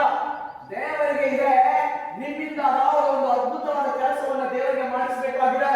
ಅದಕ್ಕಾಗಿಯೇ ನಿಮ್ಮನ್ನ ಭೂಮಿಗೆ ಕಳಿಸಿದ್ದಾನೆ. ಯೋಚನೆ ಮಾಡಬೇಕು, ನೀವು ಯಾರು ಸುಮ್ಮನೆ ಬಂದವರಲ್ಲ. ನಿಮ್ಮೊಳಗೆ ಅದ್ಭುತವಾದ ಶಕ್ತಿ ಇದೆ ಅಂತ ನನಗೆ ಅನಿಸ್ತದೆ. ಯಾರ ತಲೆಯಲ್ಲಿ ತಂದೆ ತಾಯಿಗಳಿಗೆ ಶಿಕ್ಷಣದ ಬಗ್ಗೆ ಒಂದಿಷ್ಟು ಅಭಿಮಾನವಿದೆಯೋ ಅವರು ನಿಮ್ಮನ್ನ ಇಲ್ಲಿಗೆ ಕಳಿಸಿದ್ದಾರೆ. ಹೀಗಾಗಿ ನೀವು ಯಾರು ನಿಮ್ಮಲ್ಲಿ ಶಕ್ತಿ ಇಲ್ಲ ಅಂತ ಕೇಳಿದ್ರೆ ಖಂಡಿತವಾಗಿಯೂ ಪ್ರತಿಯೊಬ್ಬರಲ್ಲೂ ಅದ್ಭುತವಾದ ಶಕ್ತಿ ಇದೆ. ಆದ್ರೆ ಆ ಶಕ್ತಿಯ ಅದನ್ನ ನೋಡಿಕೊಂಡು you have to look within yourselves. ನಿಮ್ಮೊಳಗೆ ನೀವು ನೋಡ್ಕೊಳ್ಬೇಕಾಗಿದೆ ಎಂತ ಶಕ್ತಿ ನಿಮ್ಮೊಳಗಿದೆ ಅಂತ ಹೇಳಿ. ಅದಕ್ಕೆ ವಿವೇಕಾನಂದ ಹೇಳ್ತಾರೆ, you are omnipotent, you are omniscient, you can drink the ocean and you can break the mountain into pieces. ನೀನು ಸರ್ವಶಕ್ತ, ಸರ್ವಜ್ಞ, ಬೆಟ್ಟವನ್ನು ಕುಟ್ಟಿ ಪುಡಿ ಮಾಡಬಲ್ಲೆ, ಸಮುದ್ರದ ನೀರನ್ನೆಲ್ಲ ಕುಡಿದು ಬಿಡಬಲ್ಲೆ. ಅಷ್ಟು ಅದ್ಭುತವಾದ ಶಕ್ತಿ ಇದೆ ಅಂತ ವಿವೇಕಾನಂದ ಹೇಳ್ತಾರಲ್ಲ, ಸುಮ್ಮನೆ ತಮಾಷೆನ? ಇಂಥ ಹೇಳಿಕೆಗಳನ್ನ ಕೇಳೋದು, ಇಂಥ ಕಾರ್ಯಕ್ರಮದಲ್ಲಿ ಬಂದು ಕುತ್ಕೊಂಡು ಇಲ್ಲಿ ನಾವು ಮಾತಾಡ್ತಿರ್ಬೇಕಾದ್ರೆ ನಿಮ್ಮೊಳಗೆ ನೀವು ಮಾತಾಡ್ಕೊಂಡಿರೋದು ಯೋಚನೆ ಮಾಡಿ. ಯಾವುದೋ ಒಂದು ಸಂದರ್ಭ ಬರ್ತದೆ, ಬದಲಾಗೋದಕ್ಕೆ ಒಂದು ಕ್ಷಣ ಸಾಕು. 100 ವರ್ಷಗಳು ಬೇಕಾಗಿಲ್ಲ. ಬದಲಾಗಬೇಕು ಅಂತ ಅಂದ್ರೆ ಒಂದು ಕ್ಷಣ ಸಾಕು, ನೀವು ಬದಲಾಗೋದಕ್ಕೆ ಸಾಧ್ಯತೆ ಇದೆ. ಅದಕ್ಕಾಗಿ ಯೋಚನೆ ಮಾಡಿ ಸ್ಟೂಡೆಂಟ್ಸ್, ಇನ್ನು ಸಮಯ ಕಡಿಮೆ ಇದೆ. ನೀವು ಯಾರು ಕಡಿಮೆ ಅಲ್ಲ. ನಿಮ್ಮೊಳಗೆ ಅದ್ಭುತವಾದ ಶಕ್ತಿ ಇದೆ. ದೇವರು ನಿಮ್ಮ ತಲೆಯೊಳಗೆ ಶಕ್ತಿಯನ್ನು ಇಟ್ಟು ಕಳಿಸಿದ್ದಾನೆ. ಅದಕ್ಕೆ ಅದನ್ನ ಬಳಸಿಕೊಳ್ಳುವಂತಹ ಸಮಯ ಇವತ್ತು ಕೂಡಿ ಬಂದಿದೆ. ಆ ದಿಶೆಯೊಳಗೆ ನೀವೆಲ್ಲ ಚಿಂತನೆ ಮಾಡಬೇಕು ಅಂತ ಒಂದು ಸಾರಿ ನಿಮಗೆ ನಾನು ವಿನಂತಿಸಿಕೊಳ್ತಾ, ನಿಮಗೆ ಗೊತ್ತಿದೆ ವಿವೇಕಾನಂದರು ಒಂದು ಕಥೆ ಬರೀತಾರೆ. ಎಲ್ಲ ಸಂತರೆಲ್ಲ ಸೇರಿದಂತೆ ಒಂದು ಮ್ಯಾಜಿಕ್ ದಂಡ ಇದೆ. ಆ ಮ್ಯಾಜಿಕ್ ದಂಡ ಏನಾದ್ರೂ ಮನುಷ್ಯನ ಕೈಗೆ ಸಿಕ್ಕಿಬಿಟ್ರೆ ಆತ ಏನ್ ಬೇಕಾದ್ರೂ ಮಾಡಿಬಿಡ್ತಾನೆ. ಅದಕ್ಕೆ ಇದನ್ನು ಎಲ್ಲಿ ಬಚ್ಚಿರ್ಬೇಕು ಅಂತ ಹೇಳಿ ಒಂದು ಚಿಂತನೆ ನಡೀತದೆ. ಕೆಲವರು ಹೇಳ್ತಾರೆ, ಇಲ್ಲ ಬೆಟ್ಟದ ಮೇಲಕ್ಕೆ ಹೋಗಿ ಅಲ್ಲಿ ತಗ್ಗು ಮಾಡಿ ಅದರೊಳಗೆ ಹೂತಿಟ್ಬಿಡೋಣ ಇದನ್ನ ಅಂತ ಒಬ್ರು ಹೇಳ್ತಾರೆ. ಇಲ್ಲ ಬೇಡ ಸಮುದ್ರದ ಆಳಕ್ಕೆ ಹೋಗಿ ಅಲ್ಲಿ ಇದನ್ನ ಹೂತಿಡೋಣ ಅಂತ ಹೇಳಿ ಇನ್ನೊಬ್ರು ಹೇಳ್ತಾರೆ. ಇಲ್ಲ ಬೇಡ ಇದನ್ನ ನಾವು ಇನ್ನಾದ ಸ್ಥಳದಲ್ಲಿ ಹೋಗಿ ಹೂತಿಡೋಣ ಅಂತ ಹೇಳಿ ಇನ್ನೊಬ್ರು ಹೇಳ್ತಾರೆ. ಆಗ ಕೊನೆಗೆ ಒಬ್ರು ಹೇಳ್ತಾರೆ, ಈ ಮನುಷ್ಯ ಇದಾನಲ್ಲ, ಈತ ಯಾವಾಗ್ಲೂ ಹೊರಗೆ ಹುಡುಕ್ತಾ ಇರ್ತಾನೆ. ಹೀಗಾಗಿ ಎಲ್ಲಿ ಬಚ್ಚಿದ್ರು ಆತ ಹುಡುಕ್ತಾನೆ. ಅವನು ಹುಡುಕದೇ ಇರುವಂತ ಒಂದು ಸ್ಥಳ ಇದೆ, ಅವನು ಹೊರಗೆ ಹುಡುಕ್ತಾನೆ ಹೊರತು ತನ್ನೊಳಗೆ ಹುಡುಕಿಕೊಳ್ಳುವ ಪ್ರಯತ್ನವನ್ನ ತುಂಬಾ ಕಡಿಮೆ ಮಾಡ್ತಾರೆ. ಯಾರು ತನ್ನೊಳಗೆ ತಾನು ಹುಡುಕುವ ಪ್ರಯತ್ನ ಮಾಡಿದಾರೋ ಅವರು ಈ ನೆಲದ ದೊಡ್ಡ ವ್ಯಕ್ತಿಗಳಾಗಿದ್ದಾರೆ. ಹೀಗಾಗಿ ಕೆಲವೇ ಜನ ಅದನ್ನು ನೋಡ್ಕೊಳ್ತಾರೆ. ಅದಕ್ಕೆ ಎಲ್ಲಿ ಬಚ್ಚಿಟ್ಟಿರೋಣ ಅಂತ ಹೇಳಿದ್ರೆ ತನ್ನ ಆ ವ್ಯಕ್ತಿಯ ಮನಸ್ಸಿನೊಳಗೆ ಇದನ್ನ ಬಚ್ಚಿಡೋಣ ಅಂತ ಹೇಳಿ ಆ ಮ್ಯಾಜಿಕ್ ಕಣ್ಣನ್ನ ಬಚ್ಚಿಟ್ಟಿದ್ದಾರೆ. ನೀವು ಯಾರು ಅದನ್ನ ನಿಮ್ಮ ಒಳಗೆ ನೋಡ್ಕೋತೀರೋ ಆ ಮ್ಯಾಜಿಕ್ ಕಂಡ ಕೈಗೆ ಸಿಗುತ್ತದೆ. ಅದನ್ನ ತಗೊಂಡ್ಬಿಟ್ಟು ನೀವೇನ್ ಅನ್ಕೊಂಡಿದ್ದೀರಾ ಅದನ್ನ ಸಾಧನೆ ಮಾಡ್ಲಿಕ್ಕೆ ಸಾಧ್ಯತೆ ಇದೆ. ಆದ್ರೆ ನಿಮ್ಮೊಳಗೆ ನೀವು ನೋಡ್ಕೋಬೇಕು. ನಿನ್ನ ಹೃದಯವೆಂಬ ಸಮುದ್ರದಲ್ಲಿ ಕೇವಲ ಮೀನು ಮೊಸಳೆಗಳಷ್ಟೇ ಇಲ್ಲ, ಅಲ್ಲಿ ಮುಂದೆ ರತ್ನಗಳು ಇದಾವೆ. ಒಂದು ಸಾರಿ ನಿನ್ನೊಳಗೆ ನೀನು ನೋಡಿಕೊ ಅಂತ ಹೇಳ್ತಾರಲ್ಲ, ಹಾಗೆ ಸ್ಟೂಡೆಂಟ್ಸ್ ನೀವೆಲ್ಲ ಒಳಗೆ ಒಂದ್ಸಾರಿ ನೋಡ್ಕೊಳ್ಳಿ. ನಿಮ್ಗೆಂತ ಶಕ್ತಿ ಇದೆ ಅಂತ ನಿಮ್ಗೆ ಗೊತ್ತಾಗ್ತದೆ. ಆ ಶಕ್ತಿಗೆ ಬಳಕೆ ಮಾಡಿಕೊಳ್ಳುವ ಸಮಯ ಇವತ್ತು ಬಂದಿದೆ. ಆ ದಿಶೆಯೊಳಗೆ ನೀವೇನ್ ಮಾಡ್ಬೇಕು ಅಂತ ಒಂದು ಸಾರಿ ನಿಮ್ಮನ್ನ ನೀವು ಚಿಂತನೆ ಮಾಡಿಕೊಂಡು ನಾನು ನೆನಪು ಮಾಡ್ತೇನೆ. ನೀವೆಲ್ಲ ಹೀಗೆಲ್ಲ ಬಂದಿದ್ದೀರಿ. ಬಂದಿರುವಾಗ ನಿಮ್ಗೆ ನಾನು ನೆನಪು ಮಾಡ್ತೇನೆ. ಒಂದು ಕತೆ, ಒಂದು ಕವಿತೆಯನ್ನ ಸದಾ ನೀವು ನೆನಪಿಟ್ಕೋಬೇಕು. ನನಗೆ ಎಷ್ಟು ನೋವು ಆಗುತ್ತೆ ಅದನ್ನೆಲ್ಲ ಹೇಳುವಾಗ ನಿಮ್ಗೆ ಅಂತ ಹೇಳಿದ್ರೆ, ಕವಿ ಬರೀತಾನೆ, ನೀನು ಮಲಗಿಕೊಳ್ಳುವ ಹಾಸಿಗೆ ನಿನ್ನನ್ನ ನೋಡಿ ಅಸಹ್ಯ ಪಟ್ಟುಕೊಳ್ಳುವ ಮುನ್ನ ಆಲಸ್ಯವನ್ನ ಬಿಟ್ಟು ಮೇಲೇಳು. ನೀನು ಮಲಗಿಕೊಳ್ಳುವ ಹಾಸಿಗೆ ನಿನ್ನನ್ನ ನೋಡಿ ಅಸಹ್ಯ ಪಟ್ಟುಕೊಳ್ಳುವ ಮುನ್ನ ಆಲಸ್ಯವನ್ನ ಬಿಟ್ಟು ಮೇಲೇಳು ಅಂತ ಹೇಳ್ತಾರೆ. ಏನು ಎವ್ರಿಡೇ ನಾವು ಮಲಗ್ತೇವಲ್ಲ, ಮಲಗಿಕೊಳ್ಳುವ ಹಾಸಿಗೆಗೆ ನೋವಾಗಬಾರ್ದಂತೆ, ಬೇಜಾರಾಗಬಾರ್ದಂತೆ. ಎಂತ ವೇಸ್ಟ್ ಬಾಡಿಗೆ ನಾನು ಬೆಡ್ ಆಗ್ಬಿಟ್ಟೆ, ಇದು ನನ್ನ ಕರ್ಮ ಅಂತ ಹೇಳಿ ಮಲ್ಕೋತಿರಲ್ಲ ಹಾಸಿಗೆ, ಆ ಹಾಸಿಗೆಗೆ ನೋವಾಗಬಾರ್ದು, ಬೇಜಾರಾಗಬಾರ್ದಂತೆ. ಯಾಕೆಂದ್ರೆ ಓದ್ಬೇಕು ಅಂತ ಹೇಳಿ ಕಲಿಸಿದ್ರೆ ಹಾಸಿಗೆ ಮೇಲೆ ಮಲ್ಕೊಂಡ್ಬಿಟ್ಟು ಓದಿದ ಹಾಗೆ ನಾಟಕ ಮಾಡುವಂತ ಸ್ಟೂಡೆಂಟ್ಸ್ ಗಳನ್ನ ನಾನು ನೋಡ್ಲಿಲ್ವಾ? ಒಂದು ಪೇಜ್ ಅನ್ನೇ ಹಲವಾರು ಸಾರಿ ಓದ್ತಾ ಹೋಗ್ತಾರೆ ಹೊರತು ಅದನ್ನ ಸರಿಯಾಗಿ ಜ್ಞಾನವನ್ನ ಗ್ರಹಿಸುವಂತದಕ್ಕೆ ನೀವು ಮನಸ್ಸು ಮಾಡಲಿಲ್ಲ ಅಂತ ಹೇಳಿದ್ರೆ, ಇನ್ನೂ ಎಷ್ಟೋ ಲೋಕಲ್ ನೀವೆಲ್ಲ ಯಾರು ಡೇ ಸ್ಕಾಲರ್ಸ್ ಇದ್ದೀರಾ, ಎವ್ರಿ ಡೇ ಮನೆಗೆ ಹೋಗ್ಬಿಟ್ರೆ ಸಾಕು ಮೊಬೈಲ್ ಅನ್ನ ಹಿಡ್ಕೊಂಡ್ಬಿಟ್ಟು ಮಲ್ಕೊಳ್ಳುವಾಗ ಮೊಬೈಲ್ ಅನ್ನ ಹಿಡ್ಕೊಂಡು ಮಲ್ಕೋತೀರಾ. ಅವಾಗ ಅದು ಹೇಳುತ್ತೆ, ನೀವು ಮಲಗಿಕೊಳ್ಳುವ ಹಾಸಿಗೆ ಹೇಳುತ್ತೆ, ಎಂತ ವೇಸ್ಟ್ ಬಾಡಿಗೆ ಬೆಡ್ ಆದೆ ನಾನು, ಯಾವಾಗ ನೋಡಿದ್ರು ಮಲಗಿರ್ತಾನೆ, ಯಾವಾಗ ನೋಡಿದ್ರು ಮೊಬೈಲ್ ಹಿಡ್ಕೊಂಡಿರ್ತಾನೆ, ಏನನ್ನು ಓದೋದೇ ಇಲ್ಲ, ಇಂಥವನಿಗೆ ನಾನು ಬೆಡ್ ಆಗಿಬಿಟ್ಟೆ ಅಂತ ಹೇಳಿ ನೀವು ಮಲಗಿಕೊಳ್ಳುವ ಹಾಸಿಗೆಗೆ ನೋವಾಗಬಾರ್ದು. ಅದಕ್ಕೆ ಆಲಸ್ಯವನ್ನ ಬಿಟ್ಟು ಮೇಲೇಳು. ನಿತ್ಯವೂ ನೋಡಿಕೊಳ್ಳುವ ಕನ್ನಡಿ ನಿಮ್ಮನ್ನ ನೋಡಿ ಏನು ಸಾಧಿಸಿದೆ ಅಂತ ಪ್ರಶ್ನೆ ಮಾಡುವ ಮುನ್ನ ಉತ್ತರವನ್ನ ಹುಡುಕಿಕೊಳ್ಳಿ. ಸದಾ ನಿಮ್ಮ ಜೊತೆಗೆ ಇರುವ ನೆರಳು ಕೂಡ ನಿಮ್ಮನ್ನ ಬಿಟ್ಟು ಹೋಗುವ ಮುನ್ನ ಬೆಳಕಿನ ದಾರಿಗೆ ಬಂದು ಬಿಡಿ ಅಂತ ಹೇಳ್ತಾರಲ್ಲ, ಹಾಗೆ ಇವತ್ತು ಆಲಸ್ಯವನ್ನ ಬಿಟ್ಬಿಟ್ಟು ಇವತ್ತು ನಾನು ಬೇರೆ ಆಗಿದ್ದೇನೆ, ಬದಲಾಗಿದ್ದೇನೆ, ಹೊಸ ಸಂಕಲ್ಪ ಇದೆ, ನಾನು ಓದ್ತೇನೆ. ತಂದೆ ತಾಯಿಗಳ ಕಣ್ಣಿಗೆ ನಾನು ಮಣ್ಣೆರಚುವ ಮಗ ಅಲ್ಲ, ಗುರುಗಳ ಕಣ್ಣಿಗೆ ಮಣ್ಣೆರಚುವ ಮಗ ನಾನು ಆಗೋದಿಲ್ಲ. ನಾನು ಓದ್ತೇನೆ. ಇದುವರೆಗೆ ಕಳೆದ ಸಮಯ ಕಳೆದು ಬಿಟ್ಟಿದ್ದೇನೆ, ಸಮಯವನ್ನು ನಿರ್ದಾಕ್ಷಿಣ್ಯವಾಗಿ ಕೊಂದು ಹಾಕಿದ್ದೇನೆ. ಆದರೆ ಇನ್ನು ಮೇಲೆ ನಾನು ಹಾಗೆ ಮಾಡಲಾರೆ, ಓದ್ತೇನೆ, ಉಳಿದಿರುವ ದಿನವನ್ನಾದರೂ ನಾನು ಓದ್ತೇನೆ ಅಂತ ಸಂಕಲ್ಪ ಮಾಡದೆ ಹೋದ್ರೆ ಅಲ್ಲಿರುವ ಬೆಟ್ಟ ಕಲ್ಲುಗಳಿಗೂ ನಮಗೂ ಏನು ವ್ಯತ್ಯಾಸ ಇರ್ತದೆ ಸ್ಟೂಡೆಂಟ್ಸ್? ಯೋಚನೆ ಮಾಡ್ಕೊಳ್ಳಿ. ಸುಮ್ಮನೆ ನಿಮಗೆ ನಾನು ಹೇಳುವಂತ ಒಂದು ಮಾತು ಇದು ಅನ್ನುವಂತ ಮಾತನ್ನ ನಿಮಗೆ ಈ ಸಂದರ್ಭದಲ್ಲಿ ನಾನು ಹೇಳ್ತಾ, ನಿಮ್ಗೆ ಗೊತ್ತಿದೆ, ನಿಮ್ಗೆಲ್ಲರಿಗೂ ಗೊತ್ತಿದೆ, ನನಗೆ ಆಶ್ಚರ್ಯ ಅನಿಸ್ತದೆ, ಎಷ್ಟೋ ಸ್ಟೂಡೆಂಟ್ಸ್ ಗಳಿಗೆ ಅವ್ರ ಕೆಪಾಸಿಟಿ ಏನು ಅಂತಾನೆ ಗೊತ್ತಿಲ್ಲ ಅಲ್ವಾ? ಒಂದು ಹುಡುಗ ಬಂದ, ಓಡ್ತಾ ಓಡ್ತಾ ಬಂದು ಅಮ್ಮನಿಗೆ ಕೇಳ್ತಾನೆ, ಅಮ್ಮ ಅಮ್ಮ what is mean by dull ಅಂತ ಕೇಳ್ತಾನೆ. ನಿಮ್ಗೆ ಗೊತ್ತಿದೆ ಅದ್ರ ಕತೆ. ಅಮ್ಮ ಹೇಳ್ತಾಳೆ ಡಲ್ ಅಂದ್ರೆ ಮೂರ್ಖ, ಅಯೋಗ್ಯ ಅಂತ ಹೇಳ್ತಾಳೆ. ಮಗು ಮತ್ತೆ ಕೇಳುತ್ತೆ, ಅಮ್ಮ ಅಮ್ಮ what is means by an adult ಅಂತ ಕೇಳುತ್ತೆ. ಹಾಗಂದ್ರೆ ಕೊಳೆತ ಮೊಟ್ಟೆ, ಕೆಟ್ಟು ಹೋಗಿರುವ ತತ್ತಿ ಅಂತ ಅಮ್ಮ ಹೇಳ್ತಾಳೆ. ಅಮ್ಮನಿಗೆ ಆಶ್ಚರ್ಯ ಆಗುತ್ತೆ, ಯಾಕೆ ನನ್ನ ಮಗ ಹೀಗೆ ಕೇಳ್ತಾ ಇದ್ದಾನೆ, ಯಾವತ್ತು ಕೇಳ್ತಾನೆ ಇರ್ಲಿಲ್ಲ ಅಂದ್ಬಿಟ್ಟು, ಯಾಕೋ ಮಗ ಹೀಗೆ ಕೇಳ್ತಾ ಇದೀಯಾ ಅಂತ ಅಮ್ಮ ಕೇಳ್ತಾಳೆ ಮಗನಿಗೆ.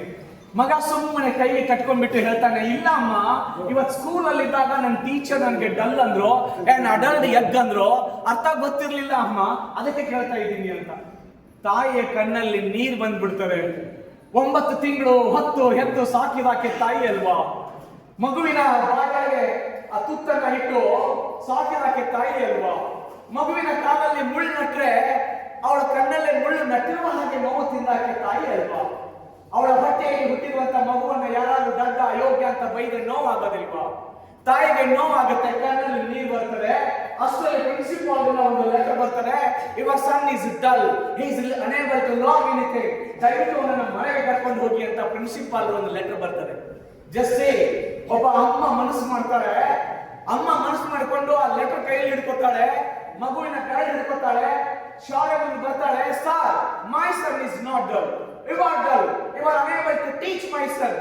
ಯಾವ ಮಗುವನ್ನ ದಡ್ಡ ಅಂತ ಹೊರಗೆ ಹಾಕಿದಿರೋ, ಅಯೋಗ್ಯ ಅಂತ ಹೊರಗೆ ಹಾಕಿದಿರೋ, ರೋಗಿ ಅಂತ ಹೊರಗೆ ಹಾಕಿದಿರೋ, ಅದೇ ಮಗುವನ್ನ ಇಡೀ ಜಗಕ್ಕೆ ಮೆಚ್ಚಿಕೊಳ್ಳುವ ನಕ್ಷತ್ರವನ್ನಾಗಿ ಮಾಡ್ತೇನೆ ಅಂತ ಹೇಳಿ ಒಬ್ಬ ತಾಯಿ ಚಾಲೆಂಜ್ ಮಾಡಿ ಆ ಹುಡುಗನಿಗೆ ಮನೆಯಲ್ಲಿ ಓದಿಸ್ತಾಳೆ. ಯಾವ ಮಗುವನ್ನ ದಡ್ಡ ಅಂತ ಹೊರಗೆ ಹಾಕಿದ್ರು, ಅಯೋಗ್ಯ ಅಂತ ಹೊರಗೆ ಹಾಕಿದ್ರು, ರೋಗಿ ಅಂತ ಹೊರಗೆ ಹಾಕಿದ್ರು, ಅದೇ ಮಗು ಬೆಳೆದು ದೊಡ್ಡವನಾಗಿ ಬಲ್ಬ್ ಕಂಡಿಡ್ತಾನೆ, ಥಾಮಸ್ ಅಲ್ವಾ ಎಡಿಸನ್ ಅನ್ನುವಂತಹ ಶ್ರೇಷ್ಠ ವಿಜ್ಞಾನಿ ಆಗ್ತಾನೆ ಅನ್ನೋದಾಗಲೇ ಆತ ದಡ್ಡ ಆಗಿದ್ದ. ಆತ ದಡ್ಡ ಆಗಿದ್ರೆ 1,000 ಸಂಶೋಧನೆಗಳನ್ನ ಪೇಟೆಂಟ್ ಮಾಡ್ಕೊಳ್ಳೋದಕ್ಕೆ ಅವನಿಂದ ಸಾಧ್ಯ ಆಗ್ತಾ ಇತ್ತ. ಎಸ್ ಈಗ ನಮ್ಮೊಳಗೆ ಯಾರು ನಾವು ಹಾಗಲ್ಲ, ನಮ್ಮೆಲ್ಲರಿಗೂ ಕೂಡ ಒಬ್ಬ ಶಕ್ತಿ ಇದೆ. ನಿಮ್ಮೆಲ್ಲರ ಮಧ್ಯದಲ್ಲಿ ಒಬ್ಬ ಥಾಮಸ್ ಅಲ್ವಾ ಎಡಿಸನ್ ಯಾಕಿರ್ಬಾರ್ದು? ಅವನು ಶಾಲೆಯಲ್ಲಿ ಓದುವಾಗ ದಡ್ಡ ಅಂತ ಅನ್ಸ್ಕೊಂಡ, ಅಥವಾ ಅವನಿಗೆ ಓದೋದಕ್ಕೆ ಅವತ್ತು ಸರಿಯಾಗಿ ಅವನು ಓದಿರ್ಲಿಕ್ಕಿಲ್ಲ. ಆದ್ರೆ ಮುಂದೊಂದು ದಿನ ಆತ ಬಲ್ಬ್ ಕಂಡು ಹಿಡಿತಾನೆ ಅಂತ ಹೇಳಿದ್ರೆ ಅಂತಹ ಶಕ್ತಿ ಇರುವಂತಹ ಮಕ್ಕಳು ನಿಮ್ಮಲ್ಲಿ ಅದೆಷ್ಟು ಜನ ಇದ್ದಾರೆ, ಒಂದು ಸಾರಿ ನಿಮ್ಮನ್ನ ನೀವು ಚಿಂತನೆ ಮಾಡಿಕೊಳ್ಳಿ ಇರುವಂತಹ ಮಾತುಗಳನ್ನ ಈ ಸಂದರ್ಭದಲ್ಲಿ ನಾನು ಹೇಳ್ತಾ, ಬಹಳ ಅದ್ಭುತವಾದಂತಹ ಒಂದು ವಾತಾವರಣ ಸಿಕ್ಕಿದೆ ಸ್ಟೂಡೆಂಟ್ಸ್ ನಿಮಗೆ, ಅದನ್ನ ಸದ್ಬಳಕೆ ಮಾಡಿಕೊಳ್ಳಿ.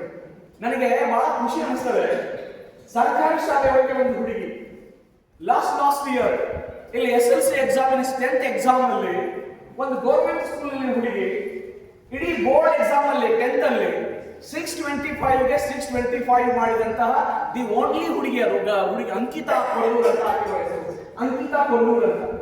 ಜಸ್ಟ್ ಆಕೆ ತಂದೆ ಫಾರ್ಮರ್ ಇದ್ದಾರೆ, ತಾಯಿ ಕೂಡ ಹೌಸ್ ವೈಫ್ ಆಗಿದ್ದಾರೆ. ಆಕೆ ಒಂದು ಗೌರ್ಮೆಂಟ್ ಸ್ಕೂಲ್ ಅಲ್ಲಿ ಓದ್ತಾಳೆ, ಅಂಕಿತಾ ಕೊಲ್ಲೂರ್ ಅಂತ ಹೇಳಿ. ಆ ಹುಡುಗಿ ಅವತ್ತು ಆ ಸಾರಿ ಈ 625ಕ್ಕೆ 625 ತುಂಬಾ ಗೊತ್ತಾ ನಿಮಗೆ? ಒಬ್ಬ ಹುಡುಗಿ ಒಂದು ಶಾಲೆಗೆ ಅವರ ತಂದೆ ತಾಯಿಗಳಿಗೆ ಏನು ಕೊಡಬಲ್ಲರು ಅಂದ್ರೆ, ಆ ಹುಡುಗಿ 625ಕ್ಕೆ 625 ಅಂಕಗಳನ್ನು ತೆಗೆದುಕೊಂಡಿರೋ ಕಾರಣಕ್ಕೆ ಸ್ವತಃ ಮುಖ್ಯಮಂತ್ರಿಗಳು, ಉಪಮುಖ್ಯಮಂತ್ರಿಗಳು ಆ ಹುಡುಗಿಯ ಶಾಲೆಗೆ ಬರ್ತಾರೆ. ಆ ಹುಡುಗಿಗೆ 5 ಲಕ್ಷ ರೂಪಾಯಿಗಳನ್ನು ವೈಯಕ್ತಿಕವಾಗಿ ಕೊಡ್ತಾರೆ. ಆಕೆ ಯಾವ ಶಾಲೆಯಲ್ಲಿ ಕಲಿತಾ ಇರಲಿಲ್ಲ, ಆ ಶಾಲೆಗೆ 1 ಕೋಟಿ ರೂಪಾಯಿಗಳನ್ನ ಸರ್ಕಾರ ಕೊಡ್ತದೆ. ನೀನು ಸಾಧನೆ ಮಾಡಿದೆಯ ಮಗಳೇ ಅಂತ ಹೇಳಿ ಅವರಿಗೆ ಆಶೀರ್ವಾದ ಮಾಡ್ತದೆ. ಜಸ್ಟ್ ಒಬ್ಬ ರೈತನ ಮಗಳು, ಹಳ್ಳಿಯಿಂದ ಬಂದ ಮಗಳು, ಅವಳು ಸಾಧನೆ ಮಾಡೋದಕ್ಕೆ ಸಾಧ್ಯ ಇರೋದಾದ್ರೆ ನಮ್ಗೆ ಯಾಕೆ ಸಾಧ್ಯ ಇಲ್ಲ? ಒಂದು ಸಾರಿ ಯೋಚನೆ ಮಾಡ್ಕೊಳ್ಳಿ. ನನಗೆ ನೋವಿದೆ ಸ್ಟೂಡೆಂಟ್ಸ್. ಯಾರೋ ಒಂದಷ್ಟು ಜನ ಮಕ್ಕಳು ಮಾತಾಡ್ತಿರ್ತಾರೆ, ಏನು ಅಂದ್ರೆ, ಯಾಕಪ್ಪ ಈ ಶಾಲೆಗೆ ತಂದು ಹಾಕಿಬಿಟ್ಟಿದ್ದಾರೆ, ಸಾಕಷ್ಟು 100 ಎಕರೆ ಜಮೀನಿದೆ ಮನೆಯಲ್ಲಿ, ಊರಲ್ಲಿ ನಮ್ಮಪ್ಪ ಅದಾವುದು ದೊಡ್ಡ ಹಣ ಗಳಿಸಿ ಇಟ್ಟಿದ್ದಾರೆ, ಅದೆಲ್ಲ ಹಣ ಇರಬೇಕಾದ್ರೆ ಹೋಗಿ ನಾನು ಏನಾದ್ರು ಮಾಡ್ತೇನೆ, ಕಲಿತುಬಿಟ್ಟೆ ನಾನು ಏನಾದ್ರು ಮಾಡ್ಬೇಕಾಗಿದೆಯಾ ಅಂತ ಹೇಳಿ ಒಂದಿಷ್ಟು ಉಡಾಪೆಯ ಮಾತುಗಳನ್ನು ಆಡುವ ಸ್ಟೂಡೆಂಟ್ಸ್ಗಳು ನನ್ನಲ್ಲೂ ಇದ್ದಾರೆ, ಇಲ್ಲೂ ಇರ್ಬೋದು ಅಂತ ಮಕ್ಕಳು. ಆದ್ರೆ ನಿಮ್ಮನ್ನ ನೀವು ಪ್ರಶ್ನೆ ಮಾಡ್ಕೊಳ್ಳಿ. ನಿಮ್ಮ ತಂದೆ ನಿಮಗಾಗಿ ಆಸ್ತಿ ಮಾಡಿಟ್ಟಿದ್ದಾರೆ, ಹಣ ಮಾಡಿಟ್ಟಿದ್ದಾರೆ, ನಿಮಗಾಗಿ 100 ಎಕರೆ ಜಮೀನು ಕೂಡ ಮಾಡಿಟ್ಟಿದ್ದಾರೆ. ಆದರೆ ಸಂಸ್ಕಾರವೇ ಇಲ್ಲದ ಮಕ್ಕಳಿಗೆ ಜನ್ಮ ಕೊಟ್ರೆ ಆ ಕೋಟಿ ಕೋಟಿ ಹಣ ಕೂಡ ಅದನ್ನು ಉಳಿಸಿಕೊಳ್ಳುವಂತ ಯೋಗ್ಯತೆ ಆದ್ರೂ ಆ ಮಗನಿಗೆ ಬೇಕಲ್ವಾ? ಆ ಯೋಗ್ಯತೆ ಬೇಕು ಅನ್ನೋದಾದ್ರೆ ಆತನಿಗೆ ಶಿಕ್ಷಣ ಬೇಕಾಗ್ತದೆ. ಶಿಕ್ಷಣ ಅಂತ ಯೋಗ್ಯತೆಯನ್ನು ತಂದುಕೊಡ್ತದೆ. ಹಣದಿಂದ ನೀವು ಏನನ್ನಾದ್ರೂ ಮಾಡ್ಕೋಬಹುದು, ಆದ್ರೆ ಸಂಸ್ಕಾರವನ್ನ ಪಡೆಯೋದಕ್ಕೆ ಸಾಧ್ಯ ಇಲ್ಲ. ಈ ಶಾಲೆ, ಈ ಕಾಲೇಜುಗಳು ನಿಮ್ಗೆ ಸಂಸ್ಕಾರವನ್ನ ಕೊಡ್ತವೆ. ಅಪ್ಪ ಗಳಿಸಿದ ಹಣವನ್ನ ಹೇಗೆ ಉಳಿಸಬೇಕು, ಹೇಗೆ ಮಲ್ಟಿಪ್ಲೈ ಮಾಡಬೇಕು ಅಂತ ಹೇಳಿ ಒಂದು ಜ್ಞಾನ ಸಿಗ್ತದೆ. ಆ ಕಾರಣಕ್ಕಾಗಿ ಆದರೂ ಕೂಡ ನೀವು ಓದಲೇಬೇಕು ಸ್ಟೂಡೆಂಟ್ಸ್. ಈ ಒಂದು ಚಿಂತನೆಯನ್ನ ನಿಮ್ಮೊಳಗೆ ಮಾಡಿಕೊಂಡು ಅಂತಹ ಒಂದು ನೆಗೆಟಿವ್ ಮೆಂಟಾಲಿಟಿ ನಿಮ್ಮೊಳಗೆ ಇದ್ರೆ ಅದನ್ನ ಹೊರಗೆ ಹಾಕಿ ಈಗ ಬದಲಾಗಿ ನಿಮಗೆ ಕಣ್ಮುಂದಿರುವ ಟಾಸ್ಕ್ ಏನು? ಈಗ 10th ಅನ್ನ ಚೆನ್ನಾಗಿ ಸ್ಕೋರ್ ಮಾಡಬೇಕು ಅಂತ ತಾನೆ. ಈ ಟಾಸ್ಕ್ ಅನ್ನ ಚೆನ್ನಾಗಿ ಮಾಡಿ ಮುಂದಿನ ಭವಿಷ್ಯ ಅದು ಏನಾದರೂ ಆಗಲಿ, ಆದ್ರೆ ಈಗ ಆ ಕೆಲಸವನ್ನ ಮಾಡಬೇಕು ಅನ್ನುವಂತ ಮಾತುಗಳನ್ನ ಈ ಸಂದರ್ಭದಲ್ಲಿ ನಾನು ಹೇಳ್ತಾ, ನಮ್ಗೆ ಅನಿಸ್ತದೆ, ಏನ್ ಸರ್ ನೀವೆಲ್ಲ ಹೇಳ್ತಿದ್ದೀರಾ, ಎಲ್ಲ ಮಕ್ಕಳಿಗೆ ಆ ಸಾಧನೆ ಮಾಡೋದಕ್ಕೆ ಸಾಧ್ಯ ಆಗುತ್ತಾ ಅಂತ ಕೇಳ್ತೀರಿ ನೀವು ಅಲ್ವಾ? ಕೇಳ್ತೀರಿ. ನಿಮ್ಗೆ ಆಶ್ಚರ್ಯ ಹೇಳ್ತೇನೆ, ಇದು ಮುಗಿದ ಮೇಲೆ ಅಷ್ಟು ಜನ ನಾನು JEE ಮಾಡ್ತೀನಿ, ನೀಟ್ ಮಾಡ್ತೀನಿ ಅಂತ ಕನಸು ಕಂಡ್ಕೊಂಡು ಇವಾಗಲೇ ಎಲ್ಲ ಕಾಲೇಜ್ಗಳಿಗೆ ವಿಸಿಟ್ ಮಾಡಿ ಪೇರೆಂಟ್ಸ್ ಜೊತೆಗೆ ವೆಹಿಕಲ್ ತಗೊಂಡು ಹೋಗಿ ನೀವೆಲ್ಲ ದಕ್ಷಿಣ ಕನ್ನಡ ನೆಲದೊಳಗೆ ಹೋಗಿ ಈಗಾಗಲೇ ಕಾಲೇಜನ್ನು ನೋಡ್ಕೊಂಡು ಬಂದಿದ್ದೀರಿ.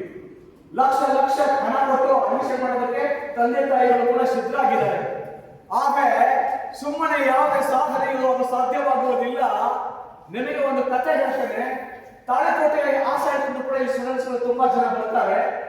ತಾಳಿಕೋಟೆಯಲ್ಲೂ ಕೂಡ ಈ ಸಂಸ್ಥೆ ಬಂದು CBSE ಸ್ಕೂಲ್ ಅನ್ನು ಓಪನ್ ಮಾಡೋದಕ್ಕೆ ಭೂಮಿ ಪೂಜೆ ಮಾಡಿದ್ದಾರೆ ಹೋದ ವರ್ಷ. ಅಲ್ಲಿ ಒಂದು ಹುಡುಗ ಇದ್ದ, ಆತ ಓದ್ತಾ ಇದ್ದದ್ದು ಒಂದು ಏಡೆಡ್ ಸ್ಕೂಲ್ ಅಲ್ಲಿ. ಅವ್ರ ತಾಯಿ ಒಂದು ಅಲ್ಲಿ ಲಕ್ಷ್ಮಿ ಕ್ಲಾತ್ ಸ್ಟೋರ್ಸ್ ಅಂತ ಇದೆ, ಸಂತಿ ಅಂಗಡಿ ಅಂತ ಕರೀತಾರೆ. ಅಲ್ಲಿ ಆ ತಾಯಿ ಸೇಲ್ಸ್ ವುಮೆನ್ ಆಗಿ ಕೆಲಸ ಮಾಡ್ತಾ ಇದ್ರು.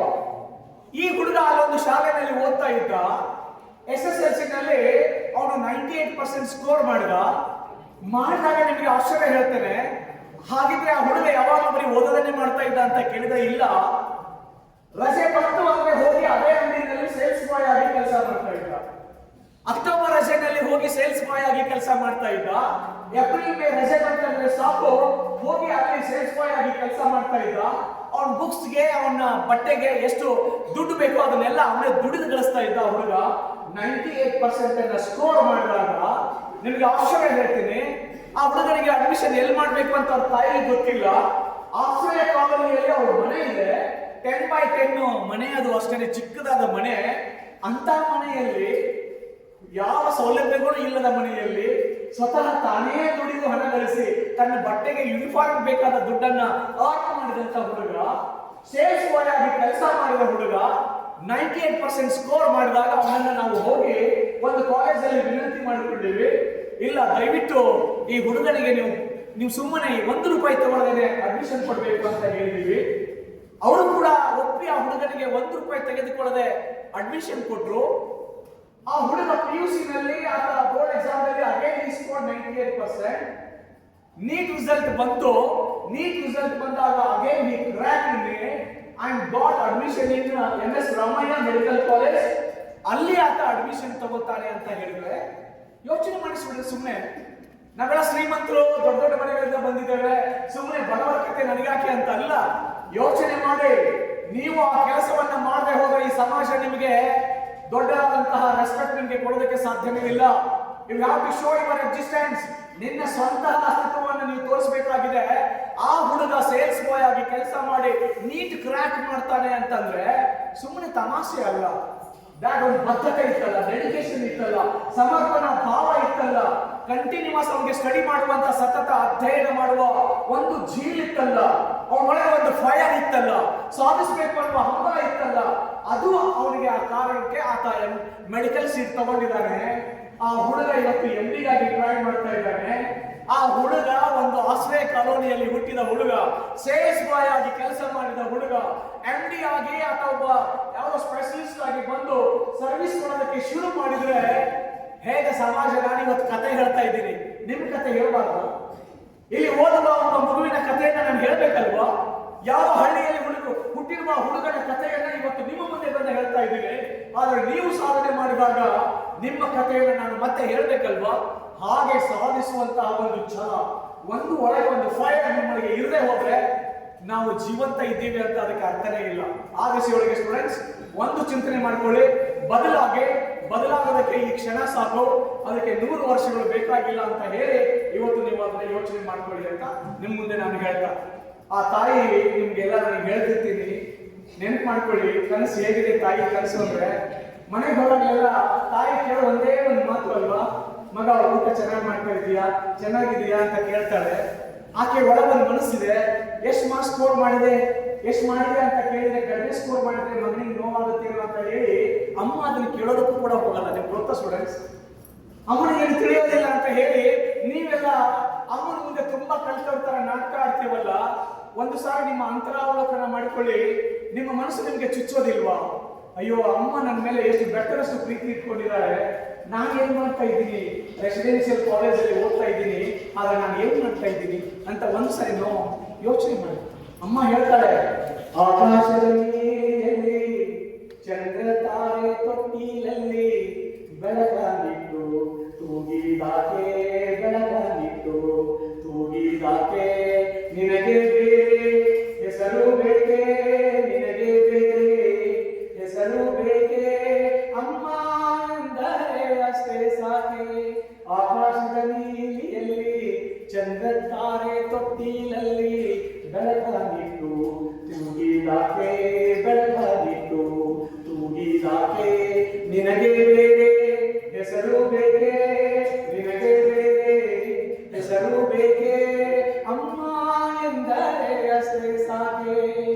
ಮನೆ ಮನೆಯಲ್ಲಿ ದೀಪ ಮುಡಿಸಿ, ಹೊತ್ತು ಹೊತ್ತಿಗೆ ಅನ್ನ ಉಣಿಸಿ, ಮನೆ ಮನೆಯಲ್ಲಿ ದೀಪ ಮುಡಿಸಿ, ಹೊತ್ತು ಹೊತ್ತಿಗೆ ಅನ್ನ ಉಣಿಸಿ, ತಂದೆ ಮಗುವ ತಬ್ಬಿದಾಕೆ, ತಂದೆ ಮಗುವ ತಬ್ಬಿದಾಕೆ, ನಿನಗೆ ಬೇರೆ ಹೆಸರು ಬೇಕೆ, ನಿನಗೆ ಬೇರೆ ಹೆಸರು ಬೇಕೆ, ಅಮ್ಮ ಎಂದರೆ ಅಷ್ಟೇ ಸಾಕೆ, ಅಮ್ಮ ಎಂದರೆ ಅಷ್ಟೇ ಸಾಕೆ. ಈಗ ನೋಡಿ, ಯೋಚನೆ ಮಾಡಿ, ಅಮ್ಮ ಅನ್ನುವಂತ ಒಂದು ದೊಡ್ಡ ಶಕ್ತಿ ಇದೆಯಲ್ಲ, ಆ ತಾಯಿ ತಂದೆ ನಾವೆಲ್ಲ ಹಾಕಿದ್ದೇವೆ. ತಾಯಿ ತಂದೆ ಇಬ್ಬರು ಕಣ್ಣಿಗೆ ಕಾಣುವ ದೇವರು, ತಾಯಿ ತಂದೆ ಇಬ್ಬರು ಕಣ್ಣಿಗೆ ಕಾಣುವ ದೇವರು, ನಮ್ಮ ಬಾಳಿನ ಆಕಾಶದಲ್ಲಿ ಅವರೇ ಸೂರ್ಯಚಂದ್ರರು, ಅವರೇ ಸೂರ್ಯಚಂದ್ರರು, ತಾಯಿ ತಂದೆ ಇಬ್ಬರು ಕಣ್ಣಿಗೆ ಕಾಣುವ ದೇವರು. ಯೋಚನೆ ಮಾಡಿ ಸ್ಟೂಡೆಂಟ್ಸ್, ನಾನು ನಿಮಗೆ ಬಿಟ್ಟಿದ್ದೀನಿ. ಯಾಕಂದ್ರೆ ಬಹಳಷ್ಟು ಜನ ಸ್ಟೂಡೆಂಟ್ಸ್ಗಳು ಬರ್ತಾರೆ, ಅವ್ರ ಕಾಲೇಜಲ್ಲಿ ನಾನು ಎದೆಗೆ ಹೋಗ್ತಾ ಇದ್ದಾರೆ, ಎದೆಗೆ ಬಂದು ಹಾಯ್ದು ಹೋಗ್ತಿರ್ತಾರೆ.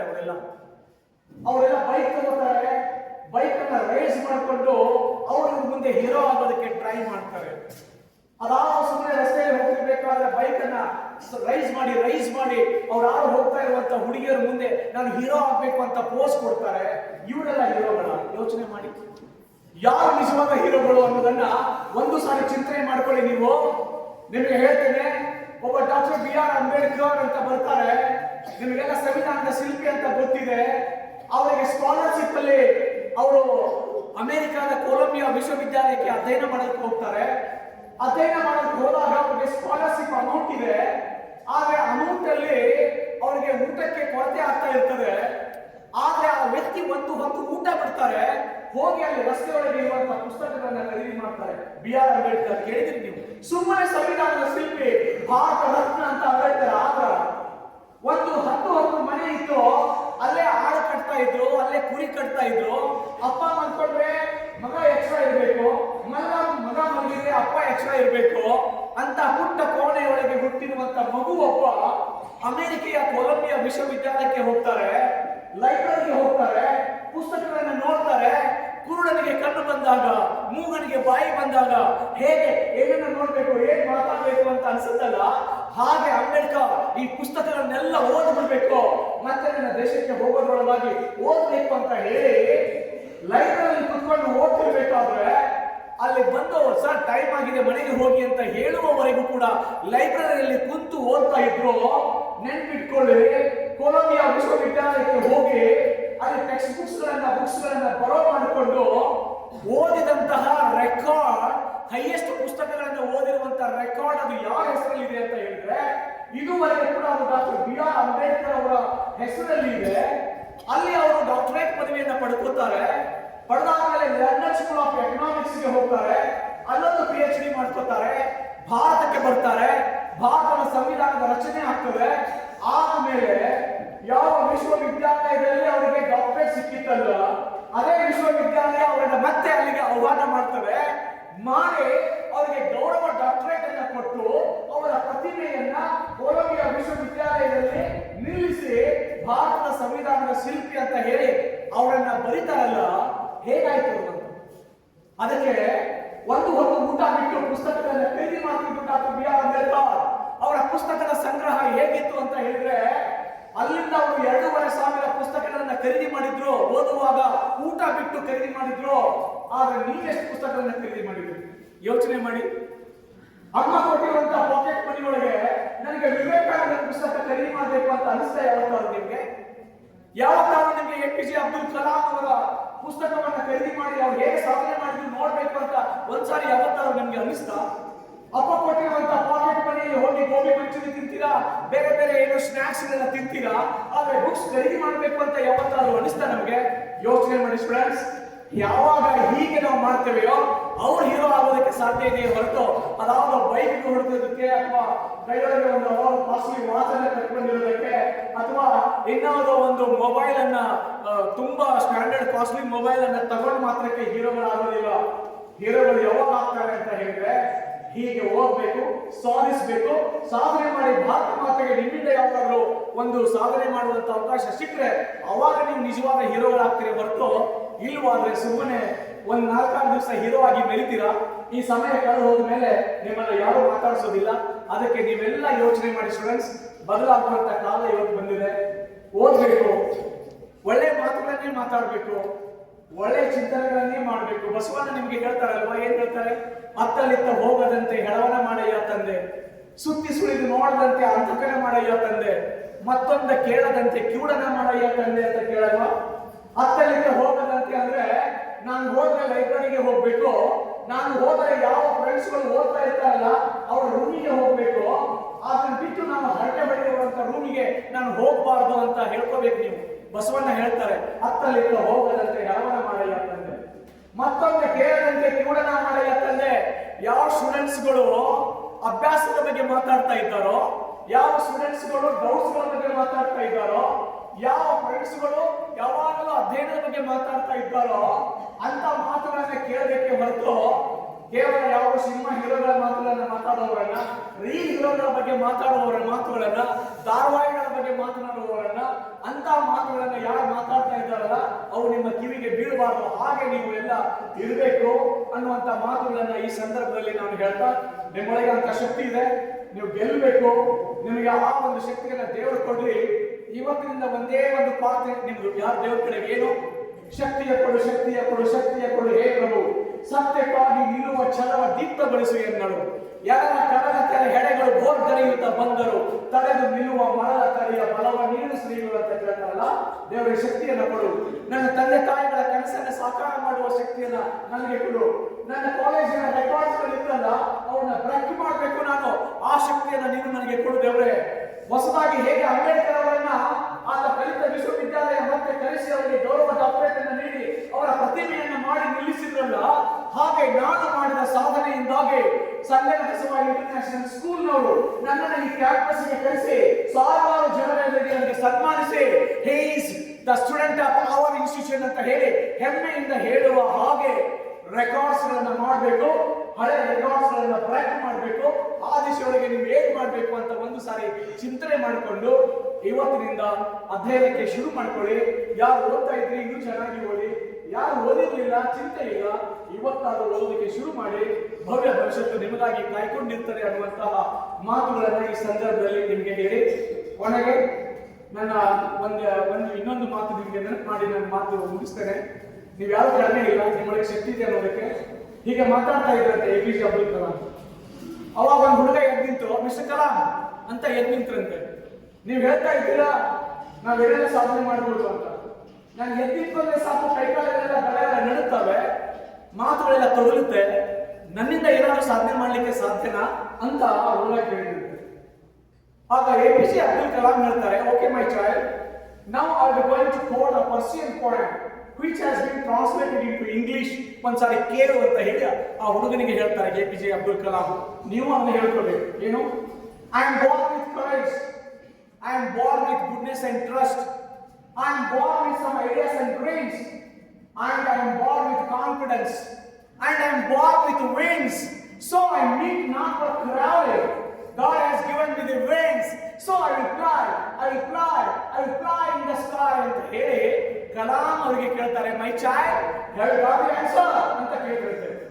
ಅವಾಗ ಹುಡುಗ ಹೇಳ್ತಾನೆ, yes mister Kalam, I got the answer, God has given me the wings, so I need not for crawling, I will fly in the sky ಅಂತ ಹುಡುಗ ಮನೆಗೆ ಹೋಗಿ ಅಧ್ಯಯನ ಮಾಡೋದಕ್ಕೆ ಶುರು ಮಾಡ್ತಾರೆ. ಆಕಾಶಕ್ಕೆ ಹಾರುವ ಸಾಧನೆಯನ್ನ ಮಾಡ್ತಾನೆ ಅನ್ನೋದಾದ್ರೆ ದೇವರು ನಿಮಗೂ ರೆಕ್ಕೆಗಳನ್ನ ಕೊಟ್ಟು ಕಳಿಸಿದ್ದಾನೆ. ರೆಕ್ಕೆಗಳು ಕೊಟ್ಟು ಕಳಿಸಿದ್ದಾನೆ ಅಂದಮೇಲೆ ನಾವು ನೆಲದ ಮೇಲೆ ಬಿದ್ದು ಹೋರಾಟಕ್ಕೆ ಬಂದವರಲ್ಲ, ಆಕಾಶದೆತ್ತರಕ್ಕೆ ಹಾರಕ್ಕೆ ಬಂದವರು.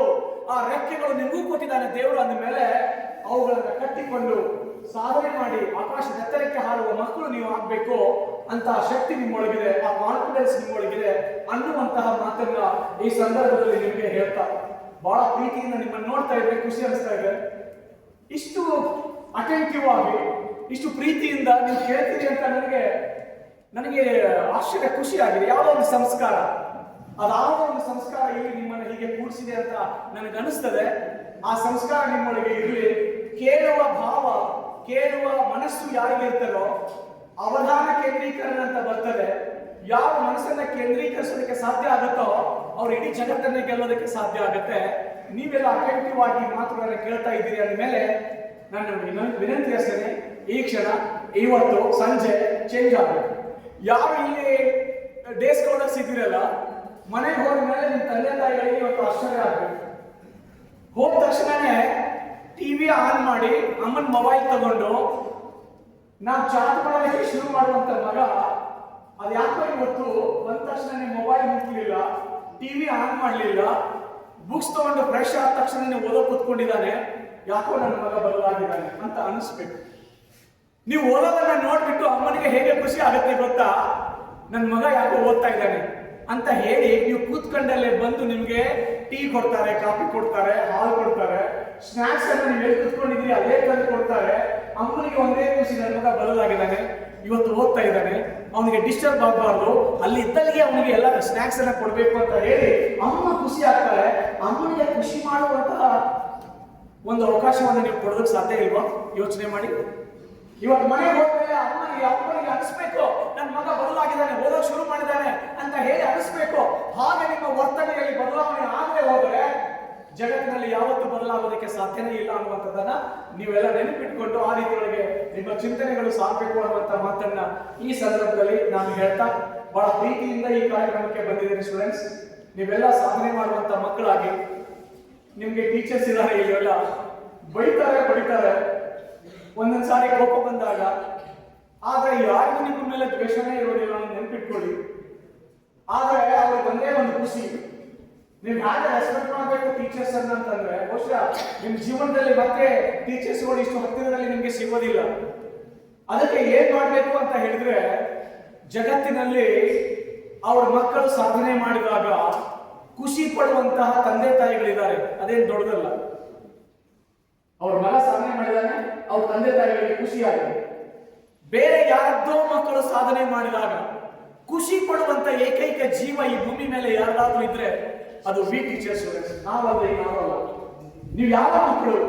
ಆಗ ನೀವು ಸಾಧನೆ ಮಾಡಿದಾಗ ಹಿ ಇಸ್ ಮೈ ಸ್ಟೂಡೆಂಟ್ ಅಂತ ಹೇಳಿ ಹೆಮ್ಮೆಯಿಂದ ಮಾತನಾಡುವಂತವ್ರು ನಾವು ಟೀಚರ್ಸ್ ಅಲ್ವಾ? ಎಷ್ಟು ಅಭಿಮಾನ ಇರ್ತದೆ ನಿಮ್ಮ ಮೇಲೆ ಗೊತ್ತಾ? ನೀವೆಲ್ಲ ಸಾಧನೆ ಮಾಡ್ತೀರಾ, ನಿಮಗೆ ನಾನು ಕಲಿಸಿದ್ದೇನೆ, ನಿಮಗೆ ವೇದಿಕೆ ಮೇಲೆ ಸನ್ಮಾನ ಆಗ್ತಾ ಇರ್ತವೆ, ಅಲ್ಲಿ ಪ್ರಿನ್ಸಿಪಲ್ ಮ್ಯಾಮ್ ಮಾತ್ರ ವೇದಿಕೆ ಮೇಲೆ ಇರ್ತಾರೆ, ನಿಮಗೆ ಕಲಿಸಿದ ಗುರುಗಳಲ್ಲಿ ದೂರದಲ್ಲಿ ನಿಂತು ನಿಮ್ಮನ್ನು ಕಂಟ್ರೋಲ್ ಮಾಡ್ತಾ ಇರ್ತಾರೆ. ಆದ್ರೆ ನಿಮಗೆ ಸಾಧನೆ ಮಾಡಿ ನಿಮಗೆ ಸನ್ಮಾನ ಮಾಡ್ತಿರುವಾಗ ಅಲ್ಲಿ ದೂರದಲ್ಲಿ ನಿಂತ್ಕೊಂಡು ಟೀಚರ್ ಹೇಳ್ತಿರ್ತಾರೆ, C is my student, I taught, ನಾನು ಕಲಿಸಿದ್ದೇನೆ ಅವಳಿಗೆ ಅಂತ ಹೇಳಿ ಹೆಮ್ಮೆ ಪಡೋದನ್ನ ಬಿಟ್ಟರೆ ವಿ ಟೀಚರ್ಸ್ ಏನಿದೆ ನಾವು ನಿಮಗೆ ಎಲ್ಲೋ ಸಿಕ್ಕರೆ ಒಂದ್ಸಾರಿ ನನ್ಗೆ ನಮಸ್ತೆ ಮೇಡಮ್ ಅಂತ ಬಂದ್ಬಿಟ್ರೆ ಸಾಕು, ನನಗೆ ಆಕ್ಸಿಜನ್ ಸಿಕ್ಕಂಗೆ. ಎಲ್ಲ ಹೋಗ್ತಿದ್ದ ರೋಡಲ್ಲಿ ಹೋಗ್ತಾ ಇದ್ದಾರೆ, ಹೋಗ್ತಿರ್ಬೇಕಾದ್ರೆ ಆ ಕಡೆಯಿಂದ ಒಬ್ರು ಈ ಕಡೆ ಒಬ್ರು ಬಂದು ನಮಸ್ತೆ ಮಿಸ್, ನಮಸ್ತೆ ಮ್ಯಾಮ್, ನಮಸ್ತೆ ಮ್ಯಾಮ್ ಅಂತ ಅಂದ್ಬಿಟ್ರೆ ಒಂದು ವಾರಕ್ಕೆ ಸಾಕಾಗುವಷ್ಟು ಆಕ್ಸಿಜನ್ ಸಿಗ್ತದೆ ನಮ್ಗೆ. ಎಷ್ಟು ಖುಷಿ. ನನ್ನ ಸ್ಟೂಡೆಂಟ್ಸ್ಗಳು ಗಾಳಿಯಲ್ಲಿ ತೇರ್ತಿರ್ತೇವೆ, ನಾವೆಲ್ಲ ಗಾಳಿಯಲ್ಲಿ ತೇರ್ತಿರ್ತೇವೆ. ಅಷ್ಟು ಪ್ರೀತಿಯನ್ನ ಟೀಚರ್ಸ್ ನಿಮ್ಗೆ ಕೊಡ್ತೀವಿ.